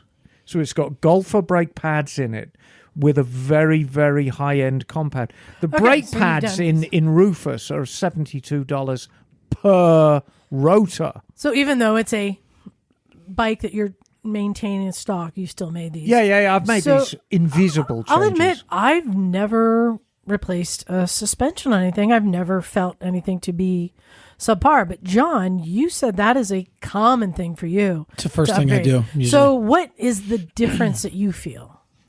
Oh, it's huge. Well, because I'm fat. So springing the rear end for my weight is really important for stability. You're not fat, Johnny. Oh, I'm just You're big Just boned, short bro. for your weight. That's fine. So having because I'll bottom out a suspension really quickly, especially if I'm riding hard. All right. So that's a big deal. Fork springs also. So I do that, and then seat if needed. I have a seat on the KLR. I have a seat on the DRZ. I just want to shout out Seat Concepts. That's what I have. Yep. Love them. For getting a custom seat, I go to Corbin. For getting just a out-of-the-box black seat that I can put on, Seat Concepts. Love it. And then for my non-dirt bikes, I'll put crash bars on protection. So those are common things that you do. Bagel, I'm curious, in the scooter world, does the same rules apply? In terms of aftermarket parts and Or do Vespa, do they cut corners? Yeah. Are there things that right away, like Yeah, all you guys, and when you get together at your meets, you're like, well, yeah, and I I think upgraded that this, I upgraded that. yes, especially with the modern bikes, the suspension is definitely a weak point. There are aftermarket shocks that are available that are a lot better. The engines are, they're pretty well engineered, so I wouldn't say they're really cheaping out on anything there, but yeah, I mean, there's always plenty of stuff that you can buy to improve the bike. What about seats? Are Vespa seats known for being top notch out of the box, or do you It replace depends them? who you ask. There are some people who think that Vespa seats are really comfortable right out of the box and they love them. Other people think they're the most uncomfortable torture devices from hell. So it really depends on the person. I mean, it's basically a pommel. It's a what? It's a pommel. A pommel? Yes, a pommel. What's that? Pommel horse, the Yeah. gymnast. Oh. Yeah. Well, I wouldn't pommel. say it's quite like that. I mean, they do have foam on there, and No, but it's large. oh yeah, I mean it's a Yeah, big yeah. seat on the Vespas, especially the full size Vespas. But I will say that on my first GTS 250 that I bought, the stock seat that was on there would start making my butt go numb within about 30 to 45 minutes. So I had to find another solution for it pretty quickly. Yeah. So yeah, seats. So Emma, would you say seats? So seats and suspension are the first two things. Oh, by far. Tires. I mean, and they're Tires too. really going to reap the benefits. Yeah, Tires. tires. Yeah. Now, do you recommend replacing tires right away or waiting until? Well, way back when I first started motorcycling and everything was powered by steam, the Japanese bikes came, oh God, with the most appalling tires. Bridgestones back then were made of synthetic rubber, and they were absolutely lethal. Yeah. The amount of people who wrapped their motorcycle around a lamppost back in the day. And it was very, very common. Before the bike even left the showroom, hey, pull these Bridgestones off and put me a set of, Dunlop Red Arrows on. I think, what did I have on my... So you're telling me that the manufacturers are cutting corners and buying cheap tires? Well, back these then days, they were. Back then they were. These days things are better. Because It's better, but they still do use tires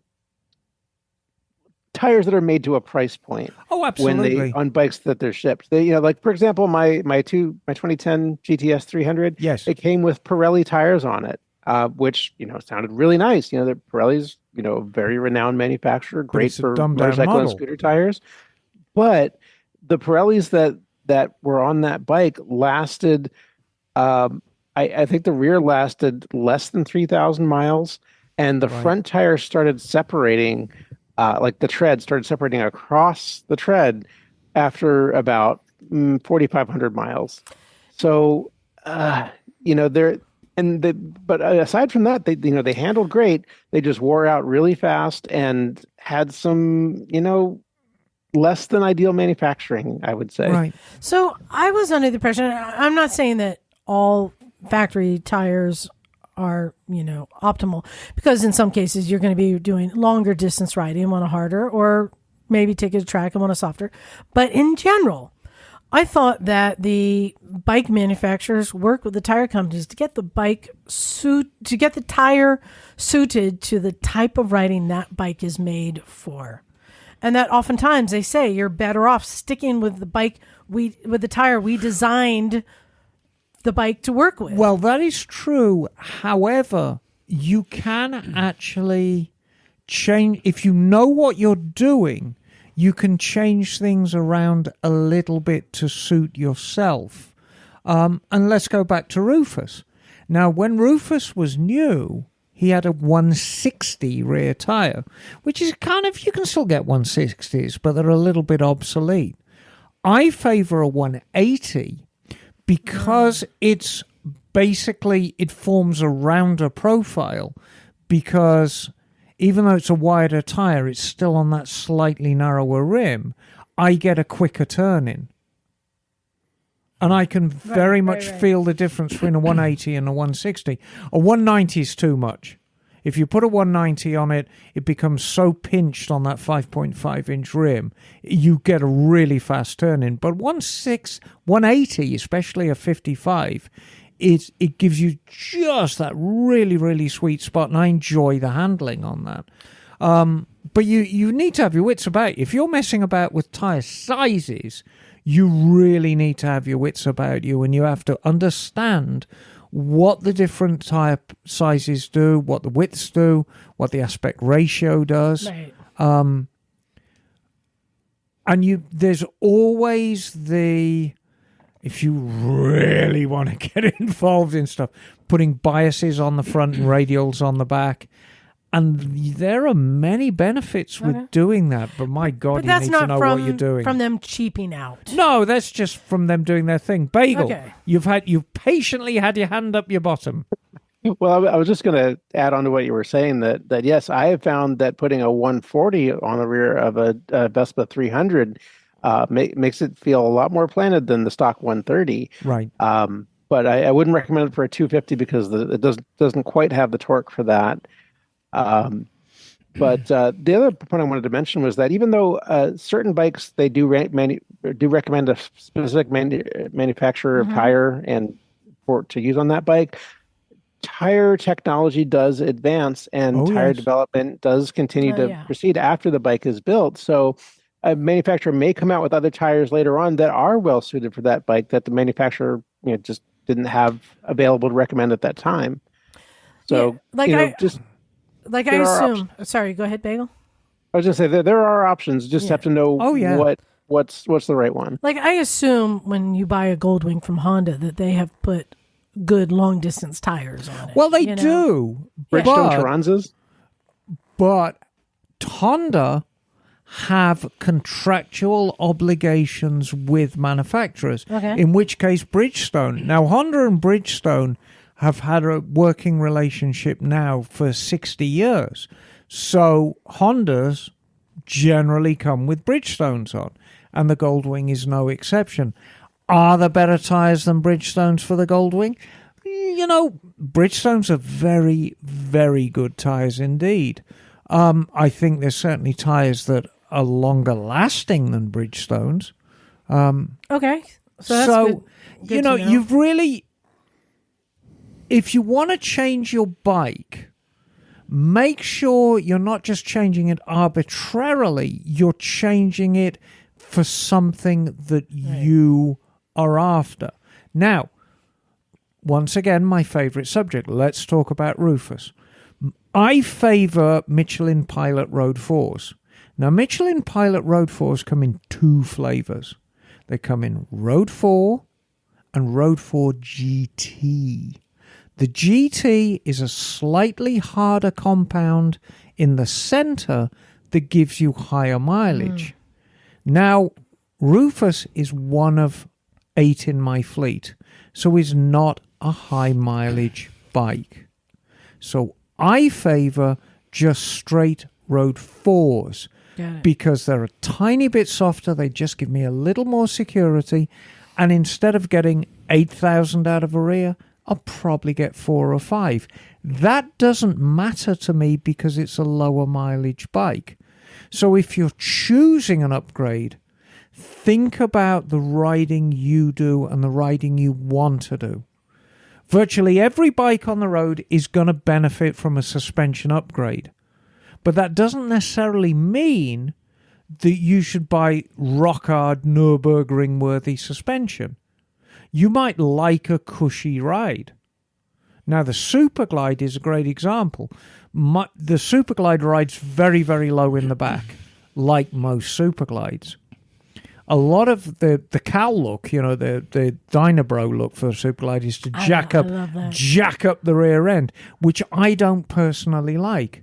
But I wouldn't mind a bit more cushion in the rear than these very, very stiff Cushion for the pushing? Cushion for the pushing. Yes. So if I upgrade the suspension on the dyno, which I almost certainly will, I'm going to put a slightly longer rear shock on, not for the look, but just to give me that bit more compliance so that when I hit a bump, you know, I don't get that crashing that you get with very, very short shocks.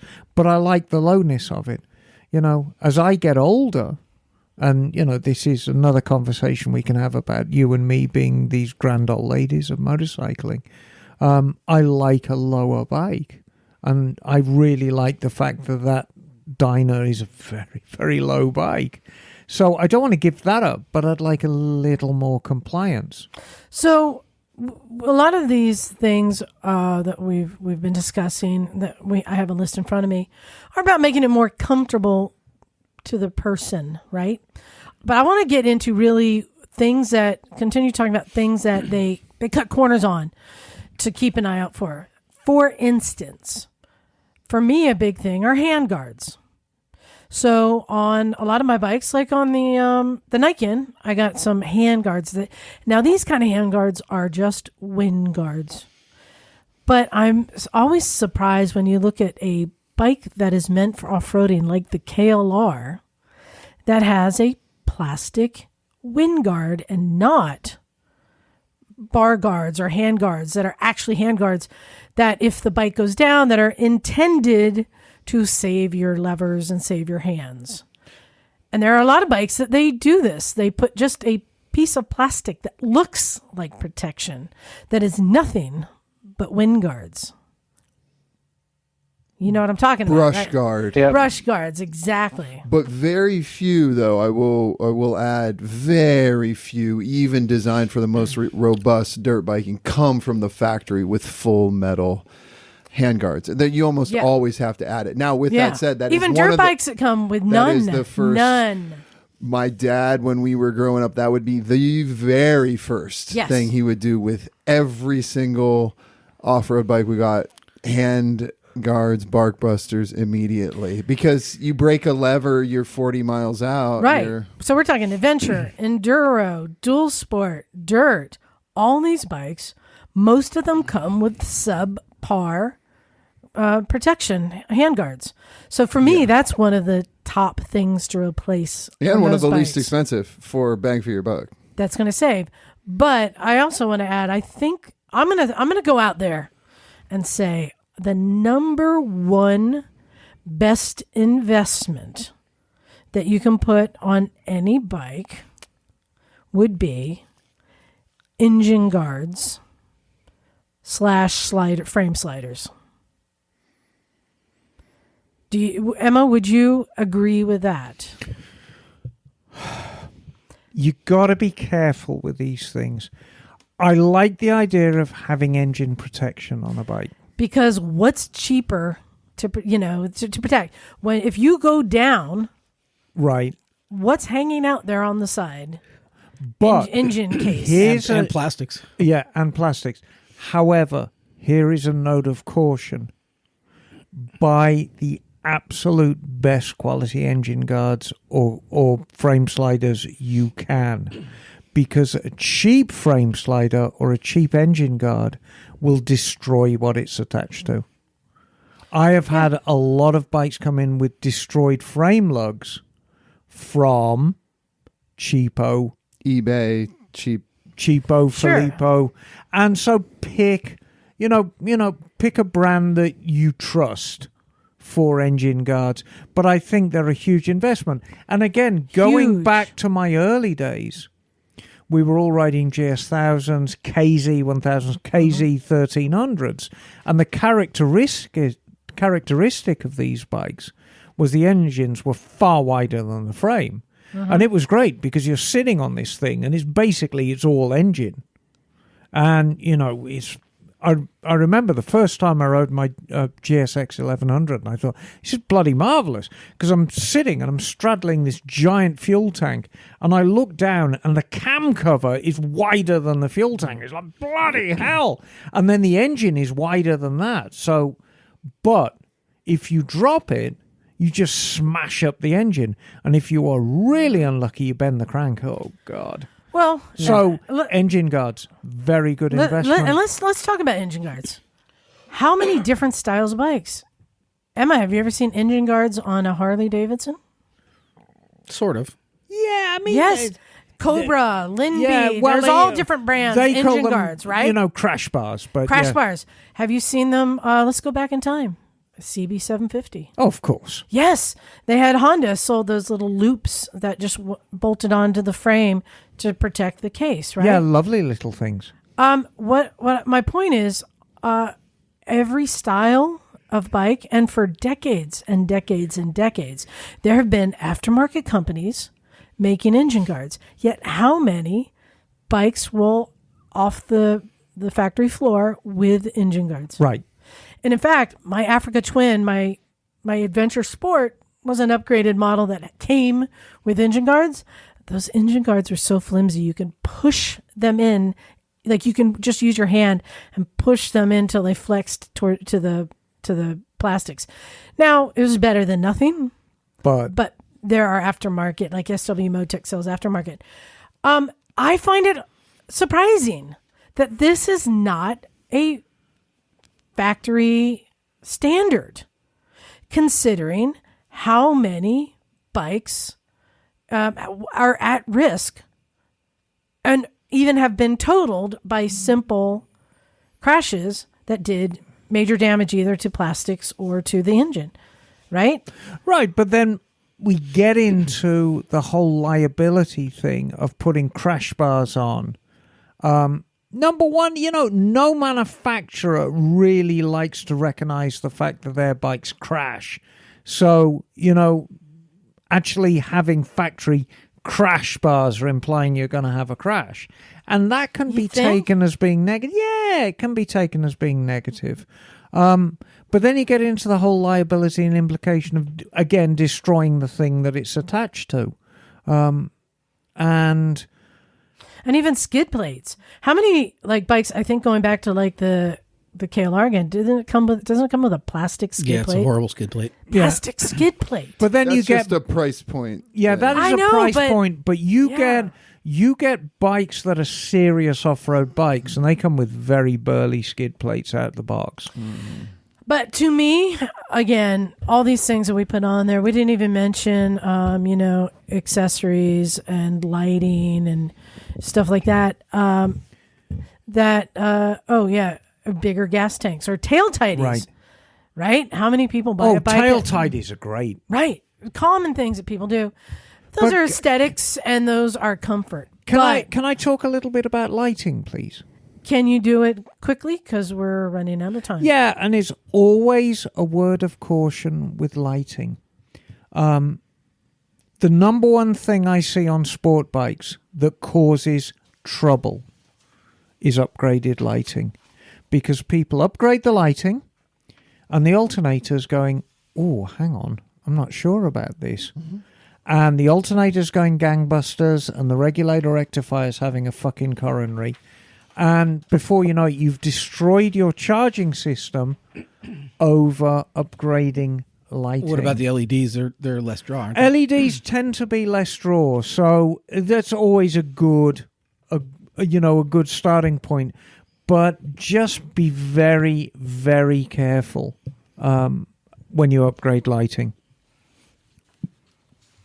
So for me, that's what I just want to say. I think the number one investment, be it a sport bike, be it a cruiser, be it an adventure bike, it doesn't matter.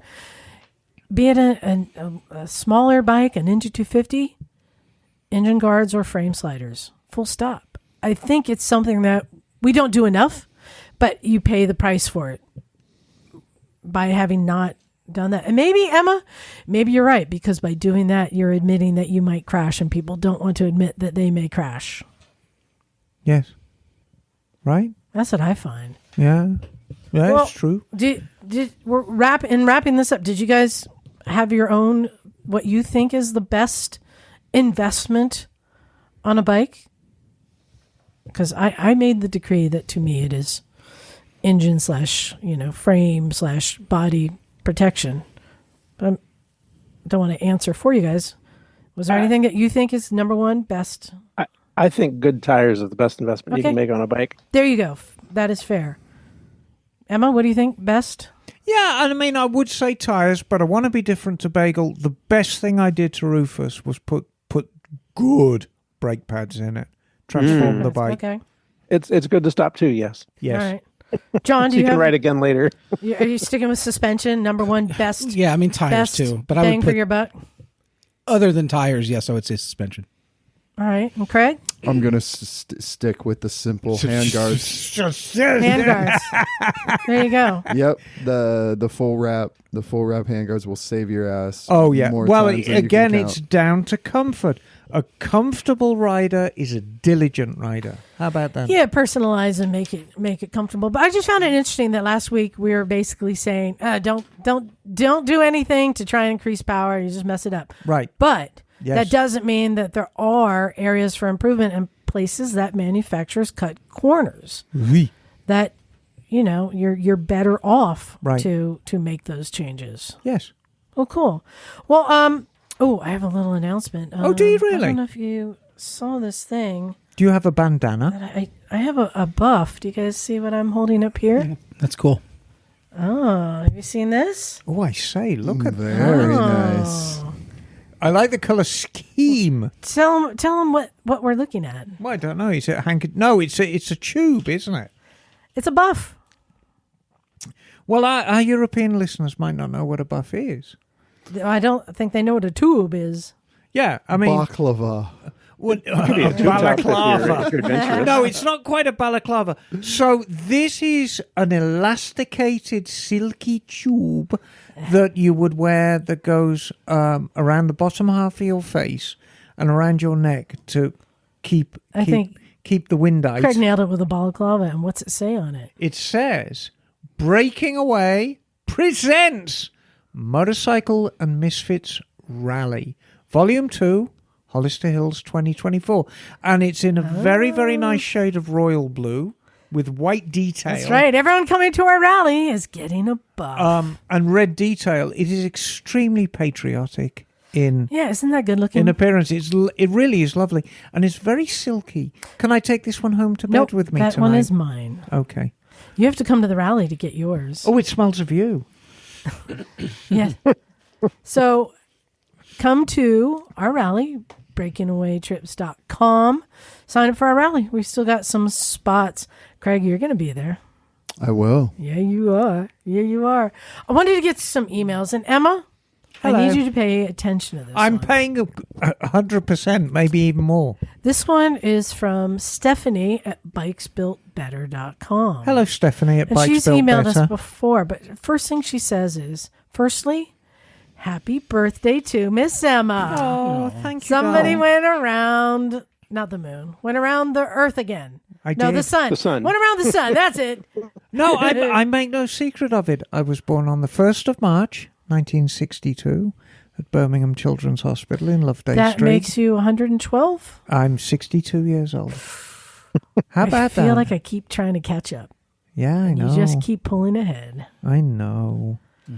I know. I'm consistently the oldest person in the room by a long chalk. So happy birthday, Emma. Stephanie says, I'm still catching up on your podcast. I just listened to number 460.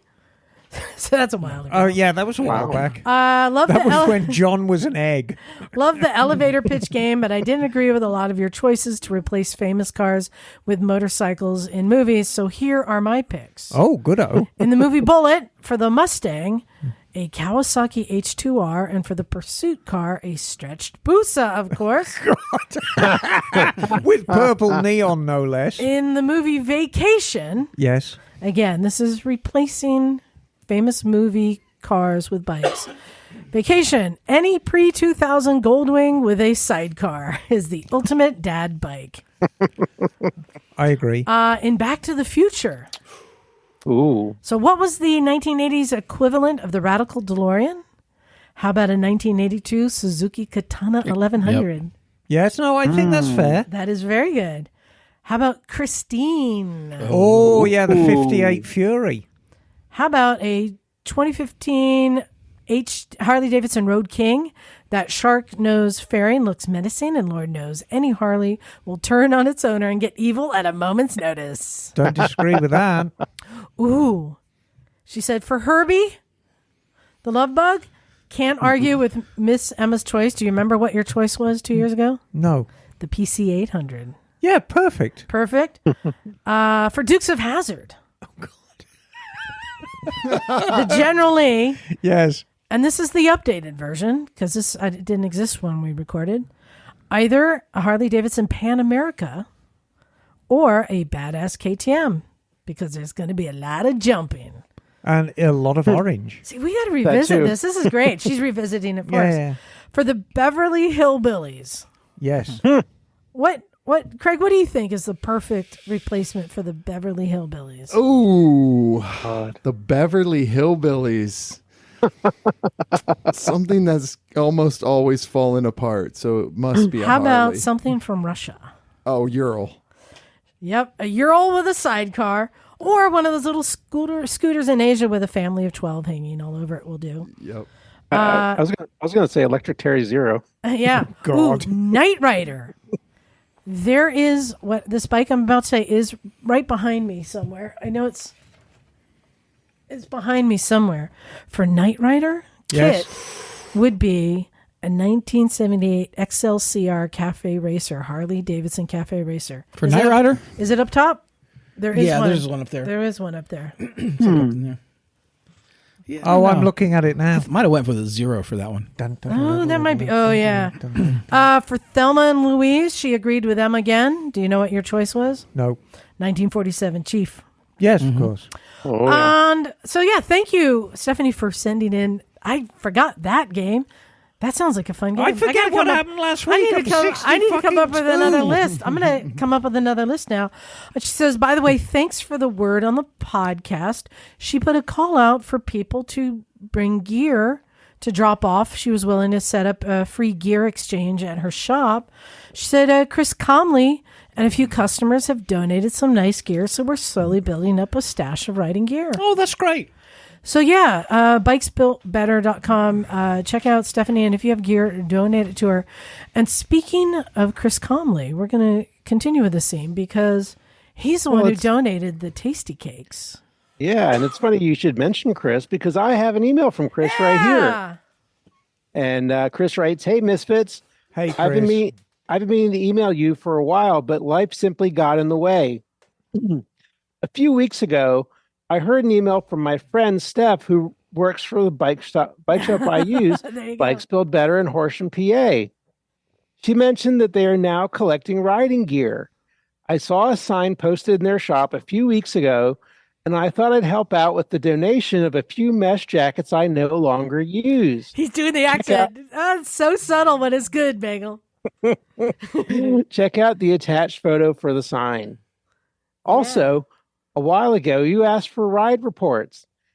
Due to my rides being longer than many, whenever I stop for lunch, it is usually nowhere near Philly where I live, and it usually entails food from a gas station or possibly from a fast food joint. Instead, I thought I'd send you something from Philly. One thought, one of our staples for local food is a cheesesteak. But the thought of the taste of a 4-day-old cheesesteak sent to California turned my stomach. I cannot imagine what it would do. I cannot imagine what it would do to yours when you saw and smelled it. Then I thought of soft pretzels. But you would probably break a tooth eating one after 4 days. Of course, they could probably be used under your side stands when parking on soft ground. And, Italian water ice would be liquid and probably just get you all wet and sticky. So what I sent was a few boxes of tasty cake. Yes. Thank you, Chris. Hopefully they haven't arrived before this email. Enjoy them. Well, we're a little bit late getting to the emails, but yeah. And if you want a ride report from me, click on this link for my ride report from last year when I was planning to visit you on my way to Jacksonville. Right. But unfortunately, the motorcycle gods had other ideas for me. You know, we are not on the way to Jacksonville. But Chris is an iron butt rider. So, yeah, I guess we are on the way to Jacksonville. Yeah. So he says, it's a bit long, so I'll summarize it. Yeah. I left home after work on Thursday, March 2nd, a day earlier than planned due to some nasty rainstorms that were due to come in on Friday. The plan was to ride west to St. Louis, Missouri, then turn south to pick up I-40 and take that all the way into California, getting in on Sunday, March 5th. I made it about 400 miles to Cambridge, Ohio before I called it a night. Friday, March 3rd, the storm was huge. And if I rode due west as planned, I'd ride through 1,000 miles of rain, which wasn't the smart move. I decided to suck it up and head due south on I-65 to Nashville and then turn west on I-40, bypassing most of the storm. I popped out of the rain after a few hundred miles near Louisville, Kentucky, but then ran into nasty winds. I fought through them to I-40 and then had to stop several times due to trees being down on I-40. As I hit Memphis, Tennessee around 6 p.m., it started to rain. And a few miles down the road in West Memphis, the back of my bike decided to pass me, and I went down at 70 miles an hour. Oh. Fortunately, someone was looking after me, and I was wearing good gear, so I was able to get up. The bike was a mess, but it started, and I got it to a hotel room for the night. The next day, a friend from Nashville came and brought me back to his place, and then other friends drove out from Maryland and brought me home. Thank goodness for good gear and great friends. That's all for now, probably more than enough. Chris Conley. A P.S. I'm about to sign up for the Tuscany trip as soon as I can decide which bike to choose. Oh, that's There great. We have had a couple of sign-ups for the Tuscany trip. My dear friend Henry is signed up. Aw. Yay, Henry! Yeah. Timo, who was on the first Dolomite strip, is going as well. Timo's great company. Chris has obviously signed up. Have you signed up, Bagel? What? Have you? No, not yet. I am still very seriously thinking about it. No, because I want to get him to sign up for our trip to Pakistan. I want him. I'll fight you for him. I'll fight you for him. Yes. But, so... Two women fighting over me. Oh, my goodness. Oh, I know. Look how red he's going. Look, he looks like a little lobster. Thank you for reading that, Bagel. And you nailed that accent because it sounded just like Chris. Hey, that's where I'm from. All right, Emma, we got time for one more. And this is entitled More Power, Please. Okay. From Keith Akins, or Akins. No, Hey, I think Akins. Hi, Misfits. Long time bien, which is before Norman listener here. And I love the journey we've all been on together. Sometimes it's fun to go back and listen to the early episodes to remember how far we've come. They were a bit raw and ready back then, weren't they, Liza? Yeah. Little history, then a question. With your help, I have built, so with our help, he's built, 84 Honda Z50R, he's still got it. Frame off restored a 75 RD350, still got that one too. Cool. 74 Kawasaki MC190, rebuilt everything, rotary valves, two-stroke, he's still got that one. 83 Moldwing, repaired, rebuilt carbs, brake suspension, cooling system, sold it for a profit. I dig that. 78 CB750, built cafe style, rebuilt engine, custom wiring harness with all digital gauges, custom suspension, sold for profit. Still running 4 years later. The owner loves it. 87 Harley-Davidson Electroglide, heavily customized, pick included, which I have yet to see. And he's now working on a 76 frame-off Corvette Resto mod. That's a C3 Corvette. Very good car. Very Americana.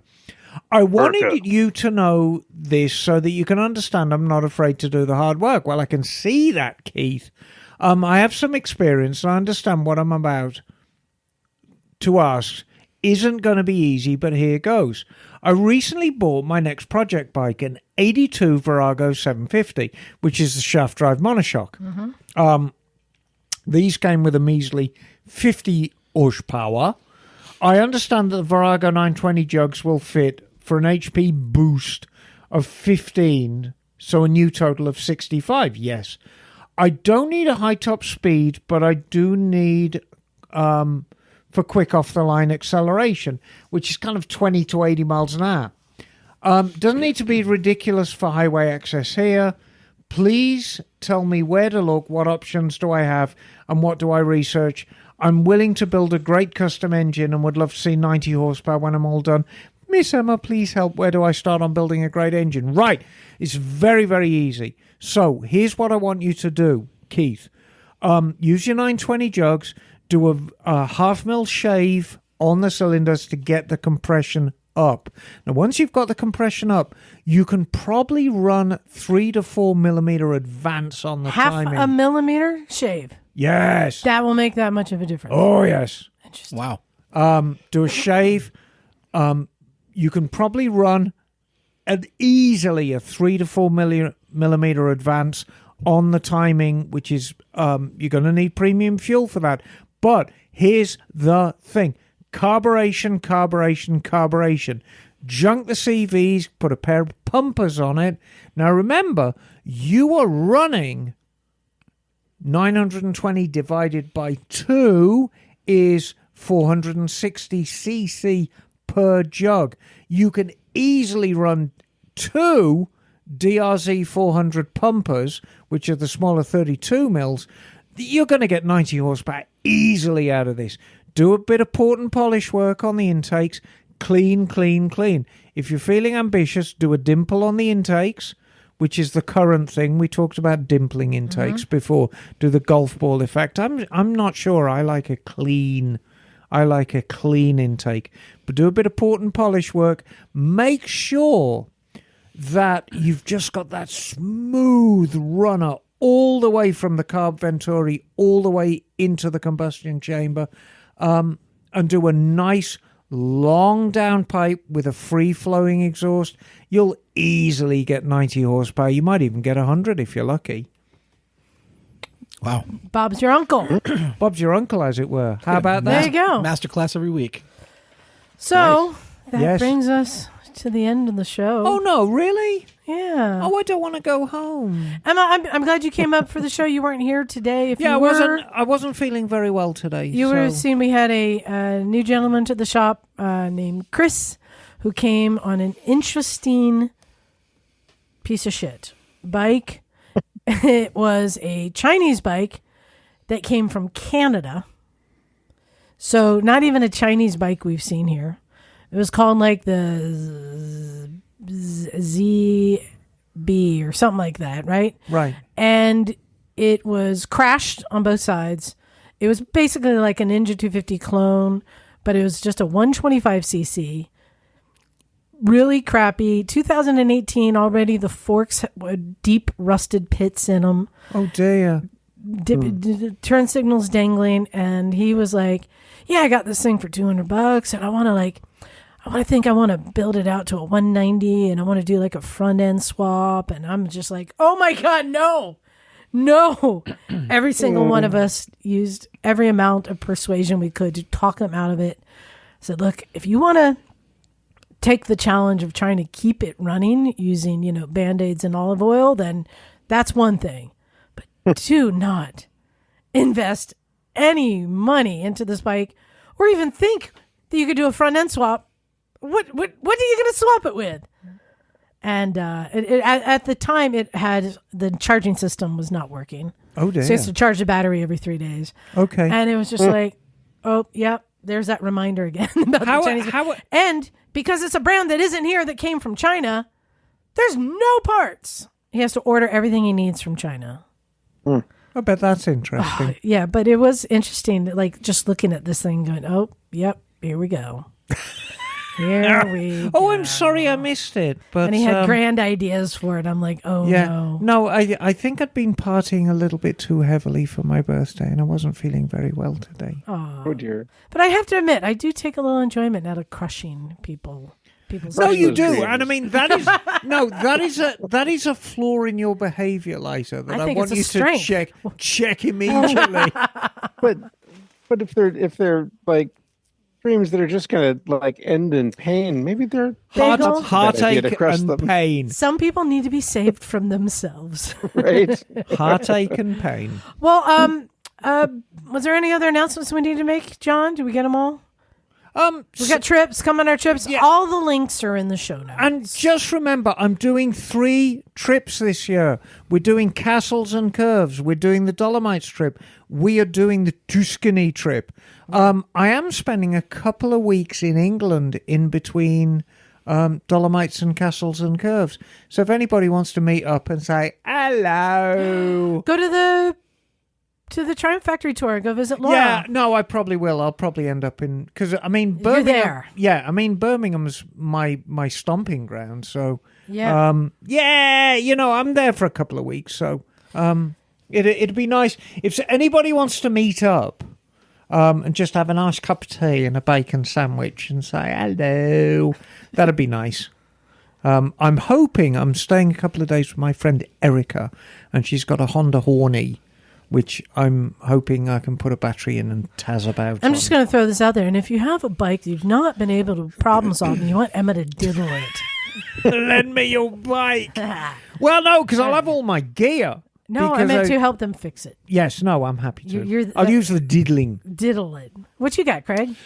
I just wanted to announce Pacific Motorcycle Yeah. Training has opened another location. What? Where? Yeah, I didn't know this. Sacramento, Wow. Woodland. Wow. So we're running beginner classes for the whole Sacramento Valley up there, and we've been trying to open a Sacramento school for 4+ years. So we finally, This gig is Finally working did, out for you, huh? indeed it is, yes. And then we Wow. have some advanced riding clinics coming up in our other new location, San Jose. We're over there at the Earthquakes Stadium, the professional Oh, yeah. soccer team's practice field. right beside it, that massive parking Yeah. lot. We're going to have an advanced clinic one on April 27th. And then our little run class, the highest class we offer, Advanced Riding Clinic 2 in Livermore, that we only run once or twice a year. So if you want to keep improving those street skills and become the safest, most efficient rider possible, all our Motorcycle and Misfits listeners out there, check us out, Pacific Motorcycle Training. And you can train up at any of our locations. And they are good eggs. I had the privilege of actually taking a class, and it was fabulous. Great instructors, and just it's worth every penny. And Pacific is got to be the best in the area. Right. And you're still out at Laguna Seca, right? Right. We did a partnership with Laguna Seca. We're running intermediate, advanced classes out there. And then our Endless Summer yearly event this summer for Motorcycle Bike Week in Monterey. Yeah. We'll be running 7 days straight at Laguna Seca. Miss M will be there making a cameo appearance, I'm sure. Oh, I'm sure I will. If I'm in the country, I will make a cameo appearance on Rufus. Make the big entrance like Come I did in years past. You know July. what? In fact, this has given me another business idea. Business? Yeah. How long is a class? Is it a weekend? Is it a... The beginner licensing class is 2 days, and then our intermediate, advanced, and our advanced 2 classes are all 1 full day classes. I could start a whole business. I don't think anyone's doing that. In and out in an hour. I will take you to a parking lot, teach you to ride in an hour. Oh, God. I'll bring the camera. On a Chinese Ninja I've 250. done it before. On the Amigo. I have taught learn how to many. stop. I have taught many people to ride in an hour. I think teach that you this to ride. is It's an up to you to learn how untapped to market. stop. I think you guys are taking way too long, covering too much stuff. I'm Earl Scheib, and I'll paint that bike for 1999. Yes, the budget bike school, Throwback. budget riding school, in and out in an hour. Oh, no. I think I'm on to something. Knox Wraps. Yes. Big perfect. Yes. I'm telling you. No. Oh, God, no. I'm gonna look. I think I'm gonna grab some people who don't ride and teach them and I think you should. work on my. Work on your people skills. That's good. Well, Oh, no. if you think you have an idea of what I should do for a living, send us an email at motorcyclesandmisfits@gmail.com. And please keep it clean. And I'm going to put out another ask because I really liked Stephanie bringing up the replacing movie cars with bikes. Let's keep that rolling. I want to hear what bikes you would replace, put into remakes of movies. This is fun. I mean, did we even talk about like Terminator? Oh no, wait, that was a bike. That's good. No, but if we updated it, But we definitely need good business ideas What for about you the because we don't want you on the... Batmobile? I think you'd be on a Tenere 700 now. I think he probably would. Yeah. Ooh. So send us your suggestions. Oh, no, the Batmobile would be a black H2R. Because it's not, it's the look. No. And it's the noise. It's the VNM. Yeah. Gotta have wings. Isn't that what it is? The VNM, the Honda? What? Are you looking? What? What V&M? Isn't that the VNM? That thing that looks like a Batmobile. Thing. Oh, jeez. All right. We got to get out of here. I don't know. All right. Thank you, everybody, for listening. Especially thank you to our Patreon subscribers. If you have not got in your order for your free T-shirt, it's not too late. Everyone, never too late. $5 or more a month, you get a free T-shirt. But I've had some people say they didn't get the email, but their accounts were good at Patreon. So check your Patreon account. You may have a message in there, and maybe just it's going to your spam filter. So go to motorcyclesandmisfits.com, and Yes. you can find our Patreon. You Yes. can find everything there, links to all of our events, everything you need. And send Yes. us your emails. Yes. I think that's it. Thank you, Patreon subscribers. Yes. I think it's time to get out of here. Thanks, everyone. This is Liza. Stumpy John. Emma, darling. Craigzilla. Bagel. And we are out of here. Cool.